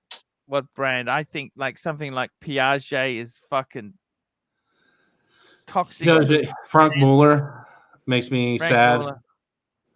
They were so hot. They were so hot. Frank Muller was so hot. God, the guy that does Naked Watchmaker. What's his name? They used to have a watch brand. Is he naked? Yeah. No, he takes apart things. Whatever happened to Chrono Swiss, Mark? Remember Chrono Swiss? They were always, bang for buck watch. They. Yeah. It was Swiss Army, Speak right? Marine. That's Speak Marine kind of went sold, and that's another one. There were some of these brands that once they sold to somebody, it just wasn't the same. Do you think Richard Mill's going to continually be that? I mean, I was amazed. I was in New York. I went to the Richard Mille store. They have a premium store, which is more expensive than the Hodinkee store. And they have nothing for sale. So my favorite thing is I think I've seen 100 Richard Milles of people trying to sell them, and I've seen 2 on a wrist. I wonder how many Richard Milles are held by sellers versus held by owners. So it's a speculative piece, not really a rare. Have you been to the Breguet store in New York? I haven't actually. Okay, that's kind of. No offense to New York, I try and avoid it like the plague. Mark, it has been a pleasure sharing this panel with you. I must run. Archie, Mike, Mark, thank you so much for having me. It's been a pleasure having you on, Mark. Come on. We got another super chat here, $5. Mark, pick a vintage watch for ArchieLuxury from the eyes of the Hodinkee man. Ooh, luxury vintage watch that I really like. God, there's so many. My favorite vintage watch that I don't have that I keep trying to find the right version of is an Omega Pontiff hand. 30 T2. I was looking at vintage Omegas with the bump movement, Is the this the pipe one hand, here? Yeah, the bump. Yeah. pipe hand dial. Now there's a specific version with that's Arabic numerals instead of Roman. Wow, that's beautiful. Ah. That was just gorgeous. Yeah, that kind of I love the throwback numerals. There's a bunch of versions of that, and they usually are smaller at like 33, but they did go up to 37.5 in a jumbo. These are from the 40s and 50s.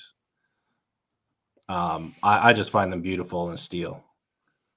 And What they're not have you found a lot of your contemporaries who were in the watch industry? Let's be honest there. You've had so many people came in because it was profitable and that's where the jobs were. Where have you seen they've gone out into? People you've known in watches, where have they gone? people I've known in watches who loved watches Mhm. and were in it because they loved watches have found another spot. Something like think Cole Pennington, who was writing for Hodinkee, is now working at Tudor. Yeah. John Hughes, that was writing for Hodinkee, now works for Grand Seiko. Yeah. Things like that. They would move to a brand they loved that they knew somebody at, and so they just stopped writing about it, but that didn't stop their love for it. They're just able to funnel it into something else. Which I also think that those brands learn that if they hire somebody who loves watches versus somebody who's there for a job, it helps them. So that Yes. love their product. So it's people that have come in who love it have found somewhere where they can be of use and and with their passion still. Super chat, Patel Philippe, $5. Question for the panel. Pick 3 small watches that look schmicko on the portly man with XXXL size wrists. The hell is schmicko? Schmicko looks cool. Cool. On a big giant wrist, Breguet Type 21s. That's my first pick right there. Yeah, that's not a small watch, bud, is it? I don't think a small watch looks that good on a. Sorry. No, but he says pick 3 small watches that Fine, look, be that way. that look good on the portly man with giant wrists. So for each panel member, pick 3 small watches for a big guy. As to me, the best thing is something that's long and thin, long lugs and thin. So something like a Tank American Ah, good that goes point. across Yes. the wrist. Nice. Yes, very, very good point. I can think Or of a few. Patek Philippe ellipse. Yeah, I was thinking Reverso. Yes. They're small. Yeah. You're moving away from circular. Moving away Yeah. from yeah, good point. Good point. Something like that. It's a mega jump hour. So it's longer across. Whoops. Full screen. Full screen. Oh, Yes. nice. Torno. Yep. Did you ever like the Vacheron? They had the multi, the Malta? Oh, I think those are gorgeous. I don't own one, but I think they're gorgeous. They're an acquired taste. They are an acquired taste. They are. The really very cool much. is the history 1972. It's an asymmetric Vacheron. Yeah. Yes. I would call Which that would up. look good on a bigger wrist as a smaller watch.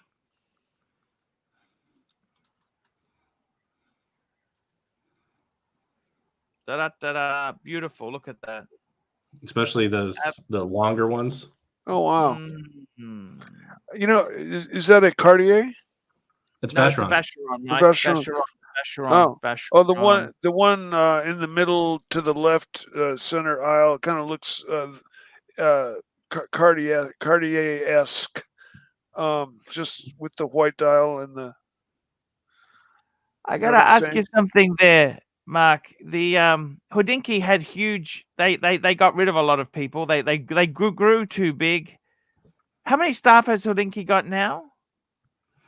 Under 20, Okay, and at the peak, how many did they have? 150-ish. That's including those figures, including Crown and Caliber. Mm-hmm. Yep. So there's 20 people now. Hodinkee, doesn't Richmond own a chunk of Hodinkee? No, they own Watchfinder. They own Watchfinder. Who bought into Hodinkee? I thought it was one of the big brands. LVMH is a minority owner, and I want to emphasize minority owner. Yes. Do they They have are much not sway? the big owner. They are not even close. They have a very small stake in Hodinkee, enough Yeah. where they don't care about it. Probably. How does Hodinkee make its money? It used to be selling watches and advertising. You're gonna have to. Now they don't sell watches except for limited editions. You're gonna have to ask them, or I should say, they don't. Which is why they're 10 less than 20 people. But the thing is, they have good influence. Like that influence is worth more than a business making money, isn't it? Like they have good spin. Yeah, and they can still get eyeballs. The problem is nobody trusts them from the buying angle the same way. And What I did think you that think of the reflects- Hodinkee magazine? The Hodinkee magazine, I love that. I mean, honestly, Yeah, I love helped it too. I helped do a expensive. few small It's things for expensive. them. So it was fun to Are they work still on doing the that? little bit I did. What's that? Are they still doing the magazine? Nah, it's dead. That's too expensive. Yeah, yeah. I got a few of them, but they were they it was a good project. You know what I'm saying? It was a really quality project. It was, yeah, it was actually, I think, all done fantastically well. The problem is it was a loss leader. You lost money on it. What margin, when you worked for these big guys, did they want to make when they bought or sold a watch? What margin? Like, Oh, it depends on how quickly you can sell it and how high in demand. So it's going to change between 15 to 40%, 15 depending to on 40%. depending if it's a steel Rolex at the top of the market like a Daytona, or if it's a Hublot Tutti Frutti. That's a good example of 50% actually. What is the most unsellable watch that you would Hublot buy? Tutti Frutti probably. Yeah, That sat there for over a year. I see. That's a rough one. Yeah. And obviously you've got to factor in that holding cost. Yeah, that's the thing is that, yeah, out there Hublots, gem set in general is harder to sell. Anything Yeah. gem set is harder. Yes. The Hodinkee's down to 20 people. Fuck me dead. So what did they do with all the premises they had in that?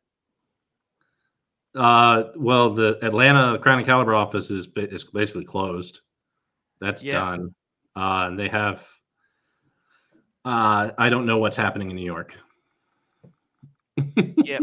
That shop they were renting, that's gone now, hasn't it? Or they still got that? I don't know the lease terms. It was there, and recently it was still them having to pay for it.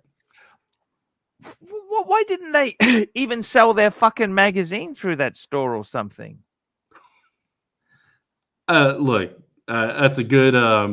Surely that they is could have one of some watch boxes many for sale. questions. They could have cheaply done something there, sold something. I think their answer would have been, we don't want to do anything that didn't feel like Hodinkee. Mm-hmm. So they didn't want to just do something. They wanted to do something great or something very nice and very luxury feeling. And yeah, but if Too it's just many committees, too many committees. I think maybe it really had more to do with, my personal opinion is they read their own press too much. That was hubris. Yeah. You know, thinking untouchable when you're not. The greatest example, I think, is if you look at the limited editions, which I love the limited edition team and the guys that do that. I think they're all fantastic people and great, and they try to make great watches, and some of them are great, but because of less people caring, they don't sell as well. I mean, look at the one they put out last week, the Zenith. 200 of them, and they're absolutely, and it's still for sale. And did you so see that others. Maseo watch? That Maseo watch. He was friends with Hodinkee for a long time. Is that the small French one, or I forget the? Well, they just put out a Zenith triple calendar with meteorite subdials, 200 of them, and that's the kind of thing that used to sell in a day. Now a week later, it's still there. Hodinkee Zenith, you mean? Yeah, that's the old one. They sold three. See, that was released at a different time when they sold 300 of them pretty quickly. What's the new one called? It's a triple calendar.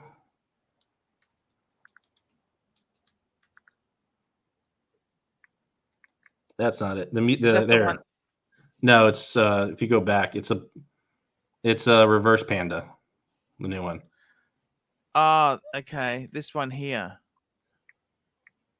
Yeah, meteorite subdials. I see. So if you look at their website here for sale, the Hodinkee shop, new watches, let's have a look. And then go to limited, I think, is up there as an option. Yeah, and on the top, there's a limited option. That's where you'll find it. Oh, I see. Actually, I'll just change that to, geez, they've limited. Okay. So these are not selling. Oh, fuck. It's $13,500 for fuck's sake. Oh, that's Australian dollars. And that Oris you'll see is still available, which is great, but it's been there for like 3 years. Oh, I see. So this is like, oh, fuck.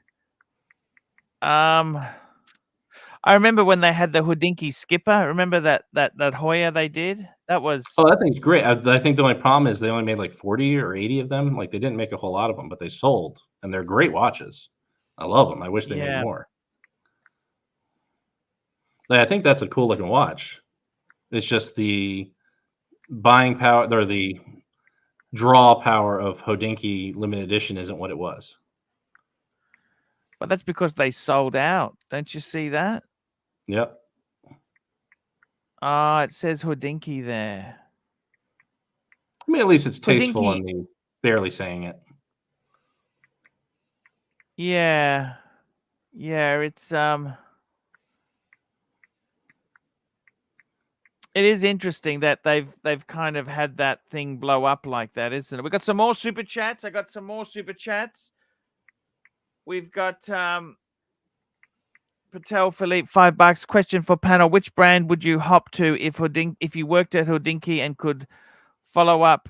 Question: should you meet your heroes? Which brand would you hop to if you worked at Hodinkee and could? Like what? Oh, what like brand I could work at? I would love to work at Vacheron. Would probably be my pick because I know some of the guys and they're incredibly good people and nice people. And Richemont is a little easier to work for than Swatch because they're a little more siloed in each of the brands. Because Breguet is the one I would love to do something right with. Yes. Besides that, some independents. The Moser guys are incredibly nice. I could just imagine you going for an interview.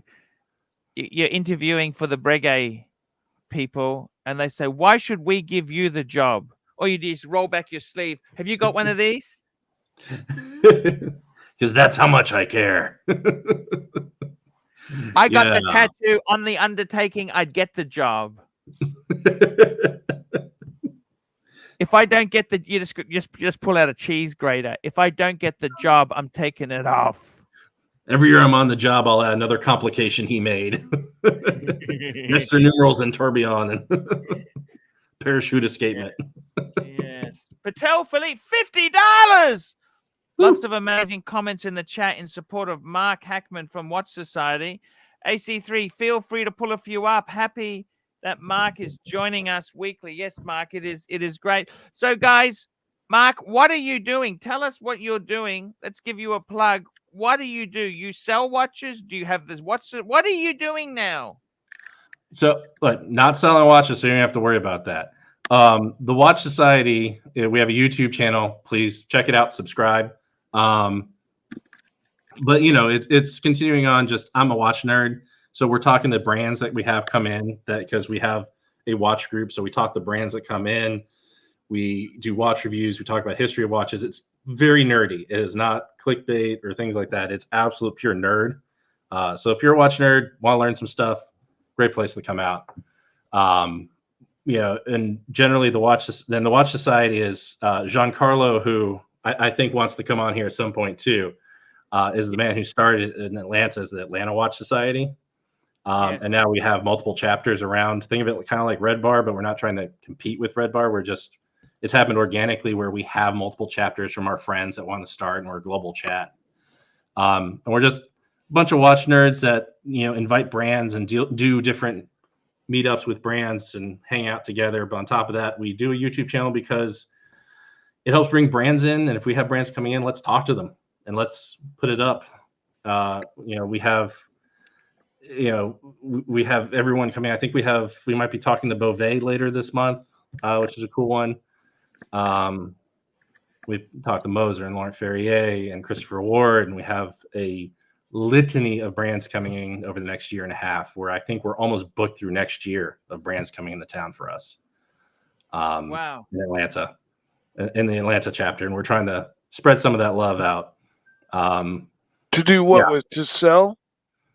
No, I mean, no, it's a soft Or sell. just to do reviews on, or to talk about? The brands are coming in to meet, to hang out with our club, which our Watch Society. Oh, I see. Okay. So they're Very coming cool. in because we have people who love their brand. So come and talk to them. And so it's a chance to talk to the actual manufacturer. Like, like Alani Zona came in and brought a watchmaker. So they had a watchmaker talking to people about what goes into it. Something you don't get to do normally. That's so cool. It's not even funny. Like if they had a stream where Ferrari mechanics came on and answered everybody's questions about Ferraris or something like that, it'd be something like that. That is such a cool idea. It's great. And sometimes we can record that and put it on YouTube. Sometimes the brands don't let us, and it's just for who's there that day.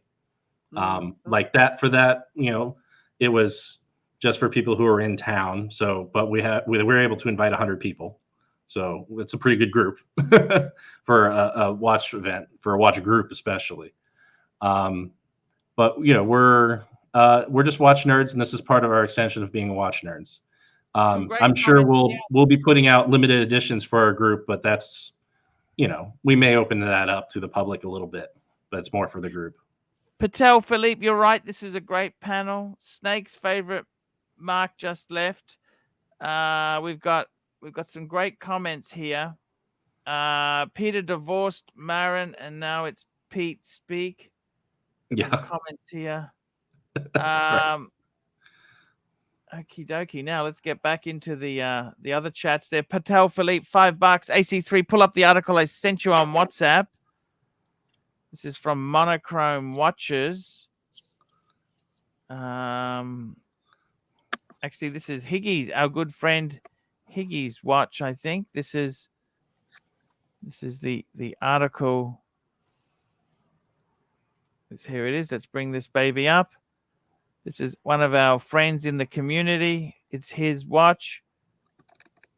That's our friends had a customized Anderson Geneve. He had a, I believe that's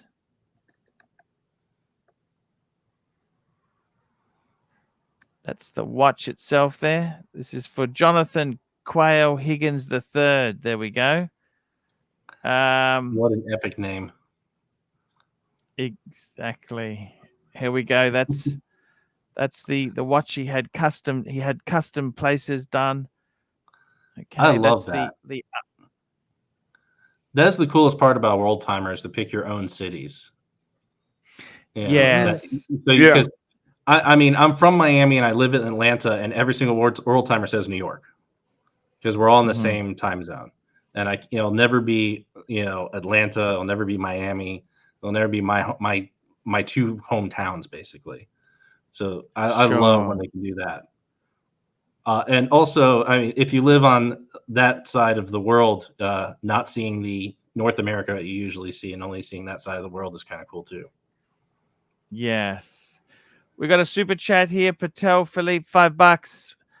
AC3, if KBR was in Hodinkee's spot, would they open a bunch of jobs, then ask people to interview, then fire on the spot? Don't worry. I've been in corporate America. I worked for Halliburton, KBR, and believe you me, if they don't need you, they will get rid of you faster than anything. They're very quick to close the thing down, which is, they've got to make a profit. I mean, the problem with these big companies is when you have such a big staff, it is brutal. If you're not making money, the costs are astronomical. And I got to be honest with you, I'm a bit shocked with the figures you said. You said Hodinkee went from 150 to 20? Less than 20, I think. Yeah. Fuck. I could be off on that, but it's about that. Holy shit. So that means they regretted buying Count and Caliber then. It wasn't just Crown and Caliber. They shut down the Hodinkee shop without any pre-owned. Yeah. There's one day that's going to be an MBA case. Somebody's going to be doing their MBA and going over what happened to Hodinkee. I would look forward to that day. I'm curious. Out of curiosity, what other people have to say outside of me. I think the problem is I mean, their business is not far different to Amazon. When it started, it was always losing money. Amazon, a lot of these, unfortunately, it's taken a lot of people out with them. But when you reduce from 150 jobs to less than 20, fuck, that must be painful. Yeah, I mean, I have a lot of coworkers that landed in a lot of different spots. I'll put it that way. Some within that watch industry, some not. What sort of industries did they get into then? Well, I mean, you have, if somebody's doing customer service, they might have jumped over to a different customer service role or something like that. The founder of Crown and Caliber opened up a different business, completely different business, where he installs home generators. So a lot of people who can do background customer service or tech or things like that jumped over because he was great to work for.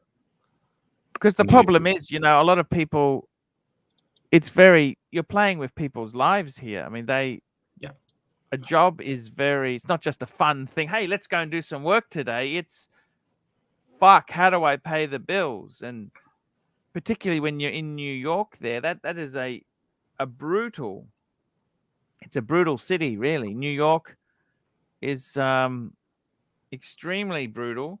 Patek Philippe, $10, AC3. You should do a video plug promo for Watch Society that they can add to their portfolio to help attract brands like Shitter brands, because they all want your favorite, big boy.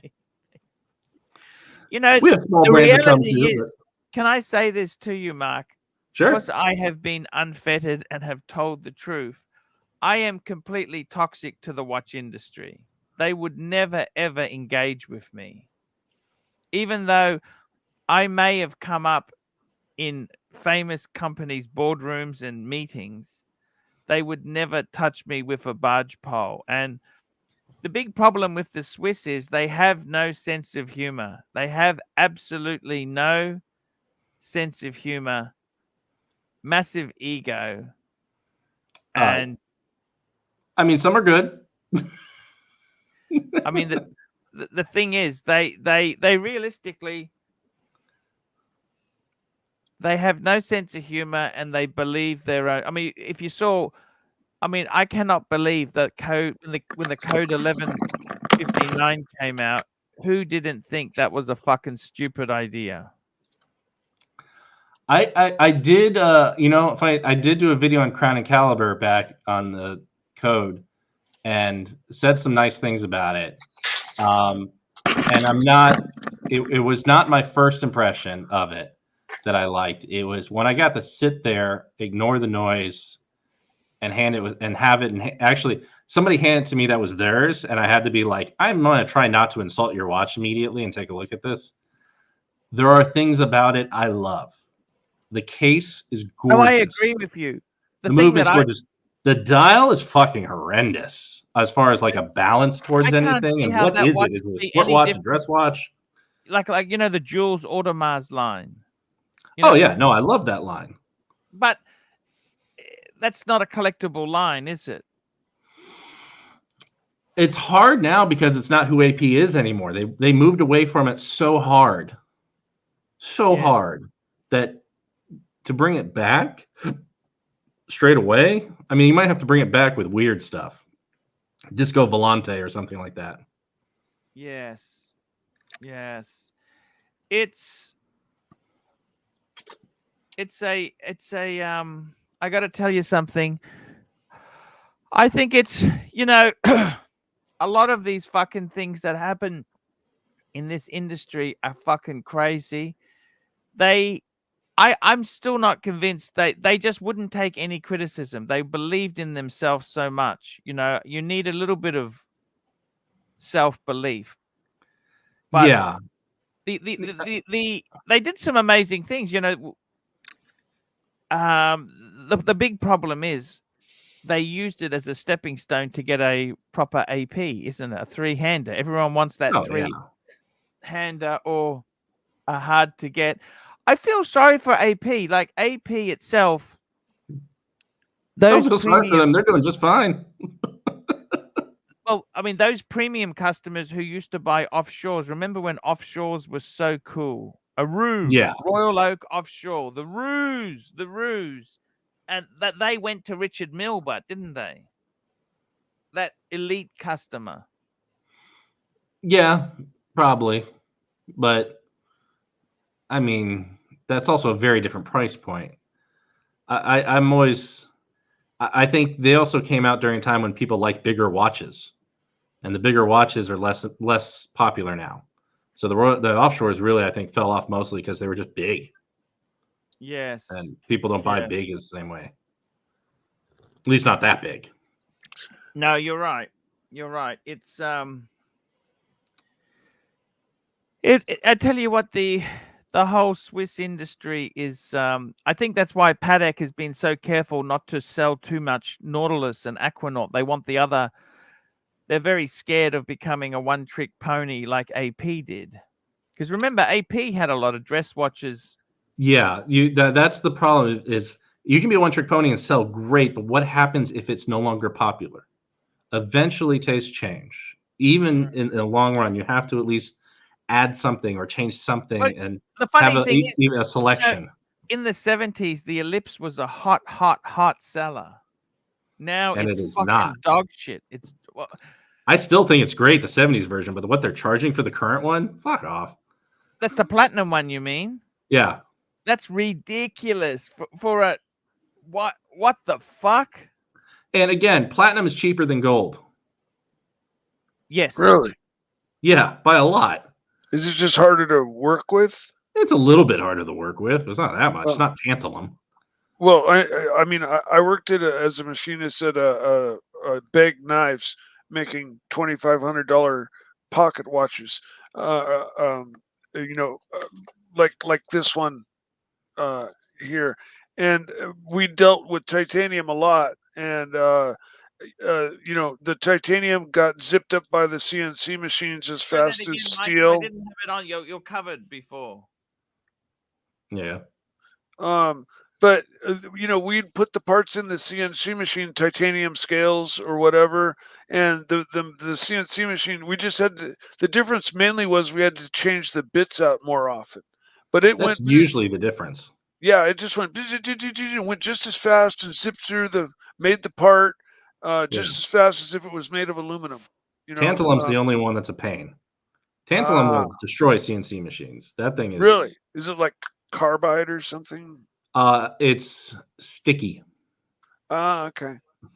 Like titanium a little bit. Titanium's kind of Much elastic. worse, unfortunately. I Yeah. know that's the biggest pain in the ass, and it's expensive too. That's why you don't see a whole lot of tantalum. That's why, I mean, the only full tantalum bracelet that's being made was made now with Ming just made one. So What do you Ming think is of Ming great as a what they're brand? doing. Would you touch that as a buyer? Ming? Yes. Ming is the only micro brand I've seen. First off, their movements and everything that they're grabbing from are the same type that you get from, like, Parmigiani Fleury and, these other, some high-end brands. Their movement maker and their movements are actually fantastic, and the finishing on them for their price is pretty good. They're producing the cases and hands and all look different from everyone else. So the hardest thing for me is when you're starting a new brand to look different and look your own language, and they've actually done that. And they are still selling like hotcakes. I think Ming is one of those few independent brands that has a chance to become a major brand with time, a Breitling level even. I think it's possible with them. Wow. Possible. But, they have a lot of upside, and they have good funding, and they have some really good industry insider people to help them. Like they are a step away from micro brands that have come around. Ming impressed me, actually. The more I've gotten to know them. We got a super chat here. Super chat. Patek Philippe, $10. Mark, there is no way Bertrand and Idawad and Malem wouldn't do work with ArchieLuxury. AC3, please pull up H. Moses Swiss Icons watch and tell me these fuckers wouldn't work with you, governors. I mean, those guys certainly have a sense of humor. I'll give them that. Those are some of the rare. I mean, they are Swiss. They are a Swiss family. Like, I think their dad used to run AP. Yes. So they've been in the industry, but they're Bertrand have met and is fantastically nice. And Yes. have a sense of humor. Yes, that's exactly it there. I remember How when many this different watches? Wow. Yes, how many different watches can you see? They made one of those for a reason. Then fielded a lot of angry calls. Is this a Panerai? No. Well, there's a Panerai, Hublot, AP, Joy Perigo.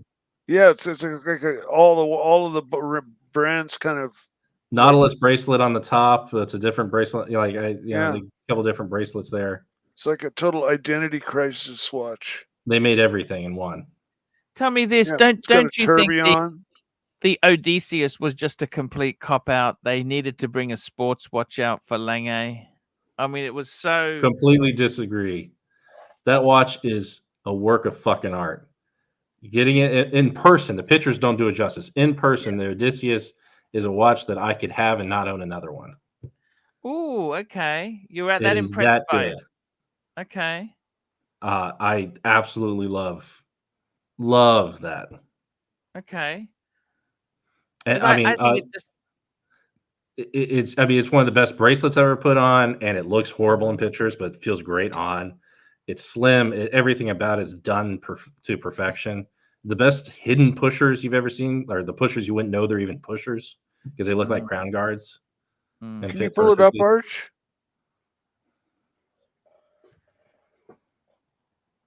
Can you pull it up, Arch? I'm just giving you silence because I don't want to do it, Mikey. Oh, all right, fine.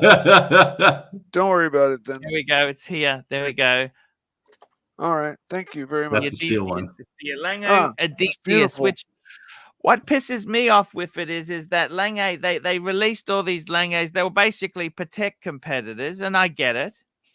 But this here was, they said, hey, we got to do a sports watch. We got to do a sports watch. What do we need? Okay, we need a bracelet that is a Jubilee, not an oyster. We need to have blue dial is cool at the moment on sports watches because of the VC. I'll give you the blue dial. That was a Right. little bit like going with everything for sure. And then they said, okay, it needs to be a sports watch. It needs to be steel. It needs to, because remember, this came out when the Pepsi had just come out on the Jubilee.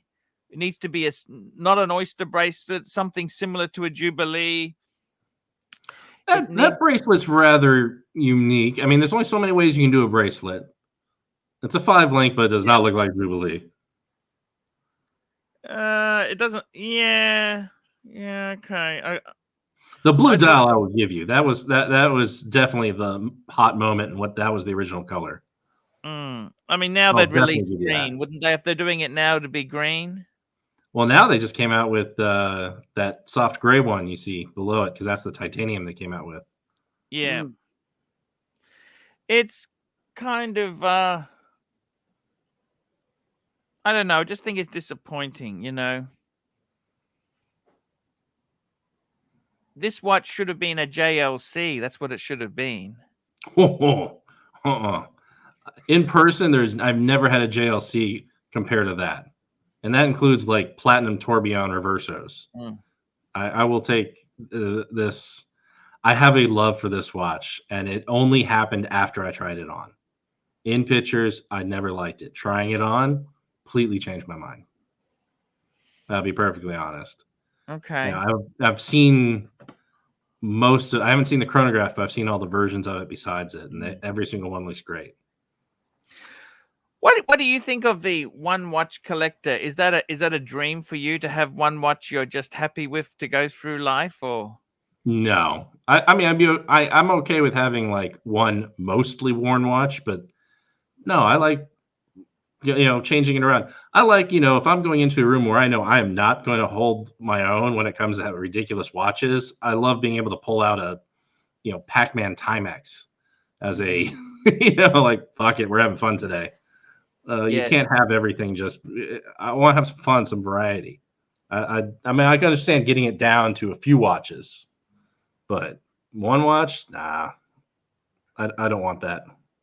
No, not one watch. But I mean, in the same token, that your father-in-law's watch that was handed down, that's a great story of a one watch, isn't it? No, that wasn't his one watch though. Okay. In fact, his Omega. He had a white gold Omega. Oh, I see. This is also his.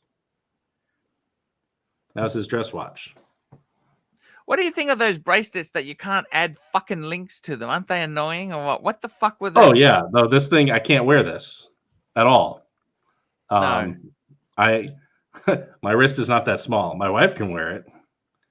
My father-in-law was a little Cuban guy. A little what? Cuban guy. He was much smaller than me. Yes. Could probably kick my ass, but he's much smaller than me. Did he tell you when you met him? Did he say anything about his Rolex when he was alive? No, he passed away years before I met. Oh, okay. Got you. We got a super chat here. Patek Philippe, $5. Mark, take Archie shopping on the Laurent Ferrier website. Peruse and pick some pieces for the real big boy. Archie luck. Archie, good luck. So, Laurent Ferrier, what do you think of this brand here? It's beautiful, understated. Yeah. If you want flash, this isn't it. But if you want a very, very well-made watch that's absolutely beautiful and with more hand touch than you'll probably see outside of a Dufour. Yep. This is actually quite a beautiful. That's a beautiful piece that there. Yes, I agree. That's a date window that looks good and purposeful. The case shape is graceful. Yeah, great. That's a good way of putting it. I'm not the biggest fan of the triple calendars for me. They're a little busier, but I like them.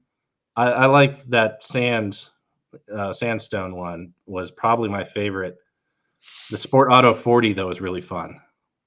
The upper right one. Yes. Because that's actually the color from Laurent Ferrier actually drove in Le Mans, and that was the colors of his car. Oh, cool. It's purple and green. Oh, There's purple I lettering, see. the green. Ah, So same, that's a good one. purple and green and chrome, same colors as Voodoo, the Reno P51 racer. Yeah. The and then the basic How do one these is- go as far as resale value goes? You buy one of these from Laurent Ferrier. You'll and then take a hit on most of the resale. Yeah. You definitely it doesn't hold. I mean, think of it like Patek the same way in a lot of ways, where if it isn't the most wanted, you're going to take a hit. It's similar. But I mean, to me, these are one of those, you buy these because they make like 500 a year. They don't Yeah. make a whole lot of these. There's so much hand touch to this. You buy these because you appreciate craftsmanship. We price actually is we got a man who works in the movie business, Keslovitz, and he recently bought a Patek. He bought a Patek perpetual calendar, but he was offered a Laurent Ferrier at retail, and the business part of his brain just couldn't stomach the loss. Okay. Fair.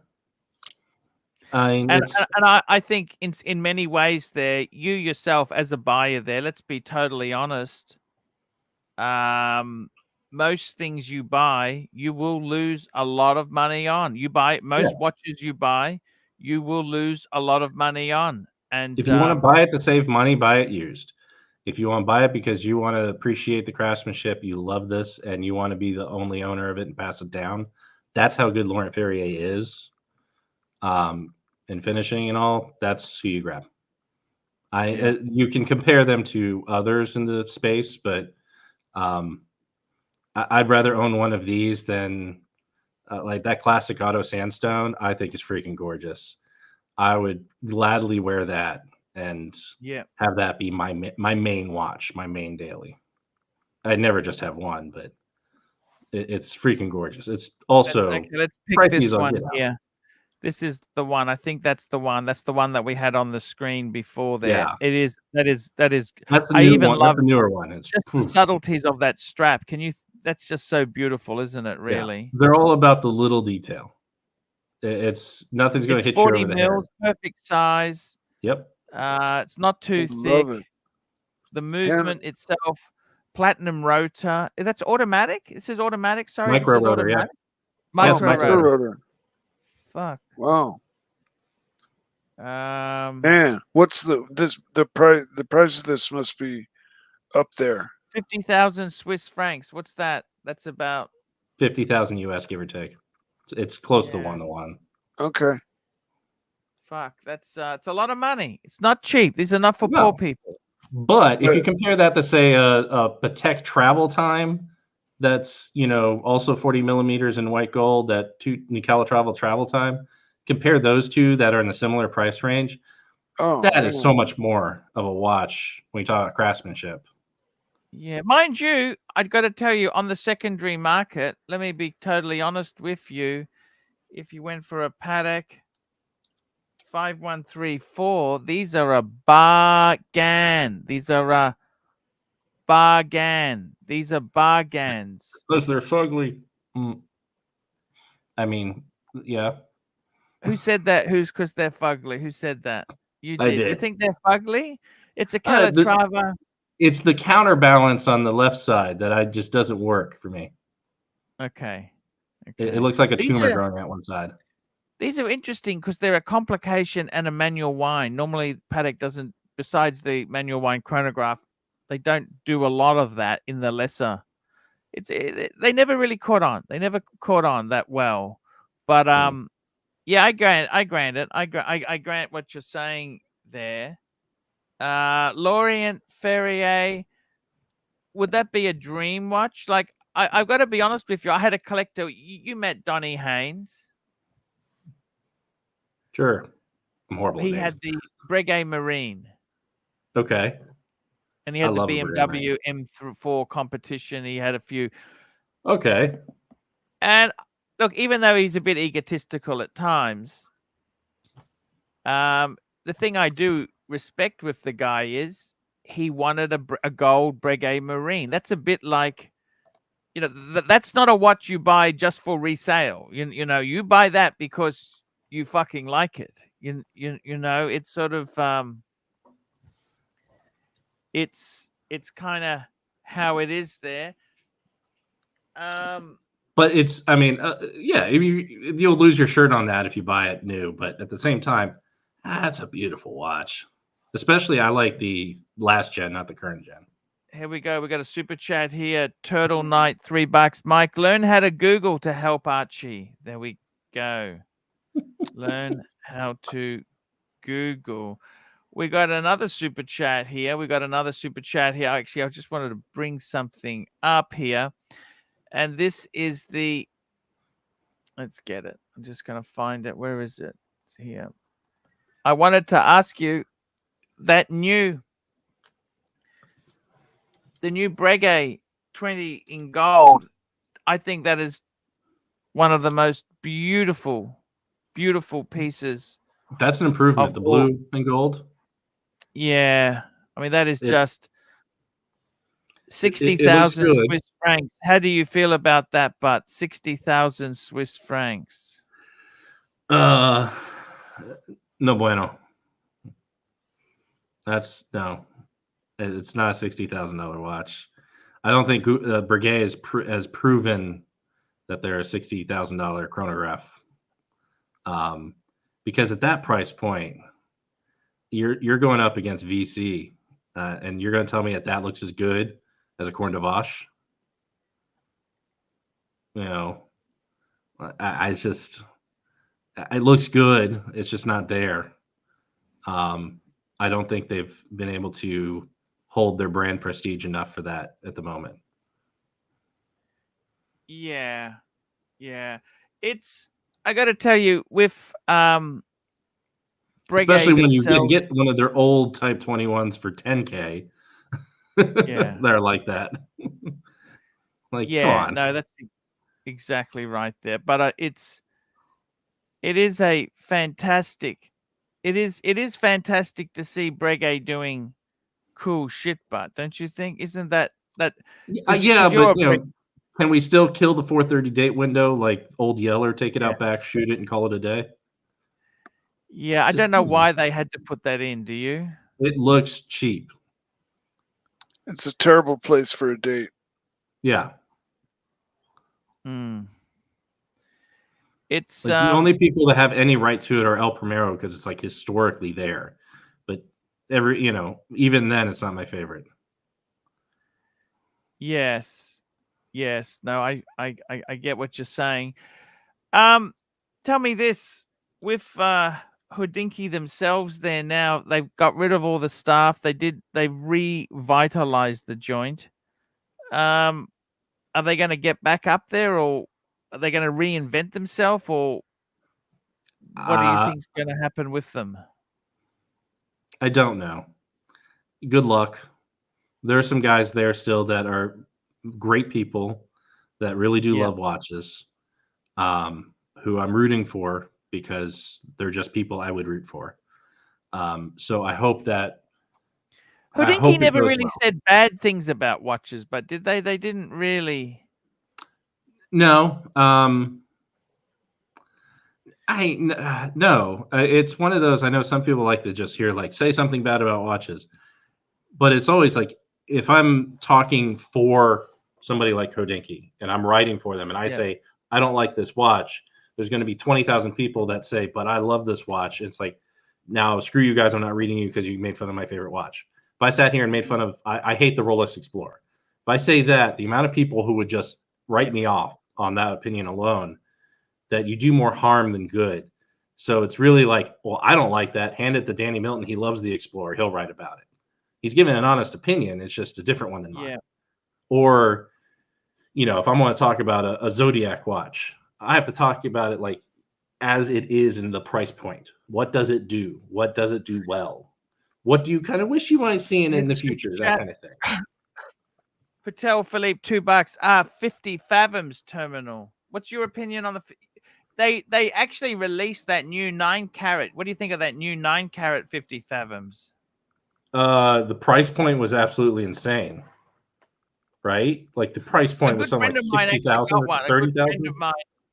Yeah, a good friend of mine bought one, and I thought they looked great. I thought the price was stupid, but then again, if they sold them, yeah, they've always been very expensive for a Submariner kind of lookalike watch.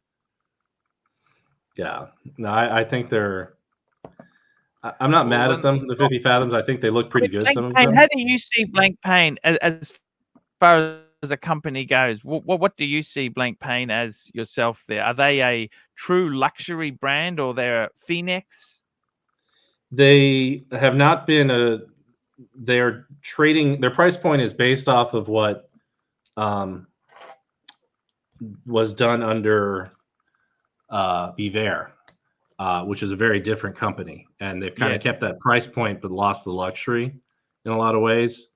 I think they make some cool watches. I think they're not worth the price point.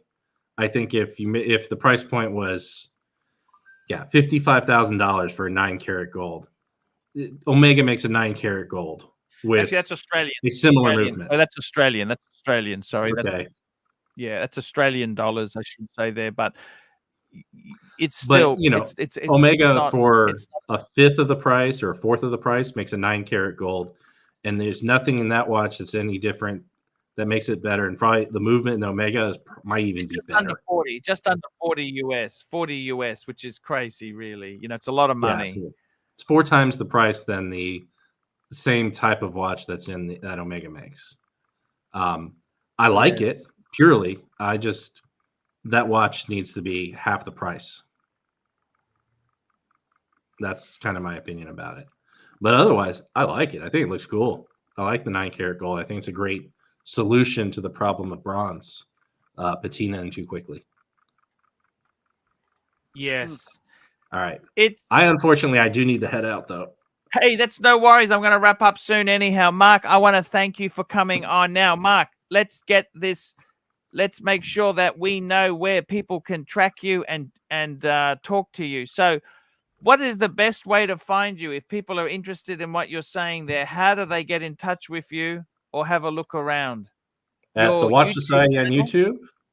The Watch Society. Look at that. The logo. Just type it in YouTube, the Watch Society, and videos will come up. Subscribe, and you'll get updates. That's the best way. Yep, I'm on Mark on Watches on Instagram, but also we have the Watch Society official on Instagram too. Mark, it's a pleasure having you on. Please come on anytime you want. It's been great chewing the fat, and please come again, my friend. Appreciate it. Thank you so much for bringing the Breguet. That looks amazing. Amazing watch. Thank you so much there. Okay, thank you so much. Thank you. Nice talking with everyone. See you later there. Right. What a cool guy. We had a great time with him today, Mikey. Absolutely. What a wonderful guest. He's a very knowledgeable and I tell it's you always what, a pleasure when we get guests like that on. Jay Anthony and Mark, that are able to answer the high-end questions, the ones, have an opinion on the knowledgeable opinion on a lot of things. It was great just to mainly listen to him talk. He was great. Great guy. And I got to tell you, it's been a pleasure having him on there. Guys, I want to thank everybody who came on the stream today. I want to thank everybody who came on. We had Eddie on, we had Mark Goldberg, we had Mike the Snake, and of course, Mark from the Watch Society. And HR was on for a little bit too. Thank you so much. Let's go through the super chatters for today. We had super chatters. We had Patek Philippe, Patek Philippe, Yankee Doodle. Yankee Doodle. Patek Philippe, David N. Patek Philippe, SR Bell 67, Yankee Doodle, Patek Philippe, no Biggie Sal, Patek Philippe, Little Dave, Patek Philippe, Patek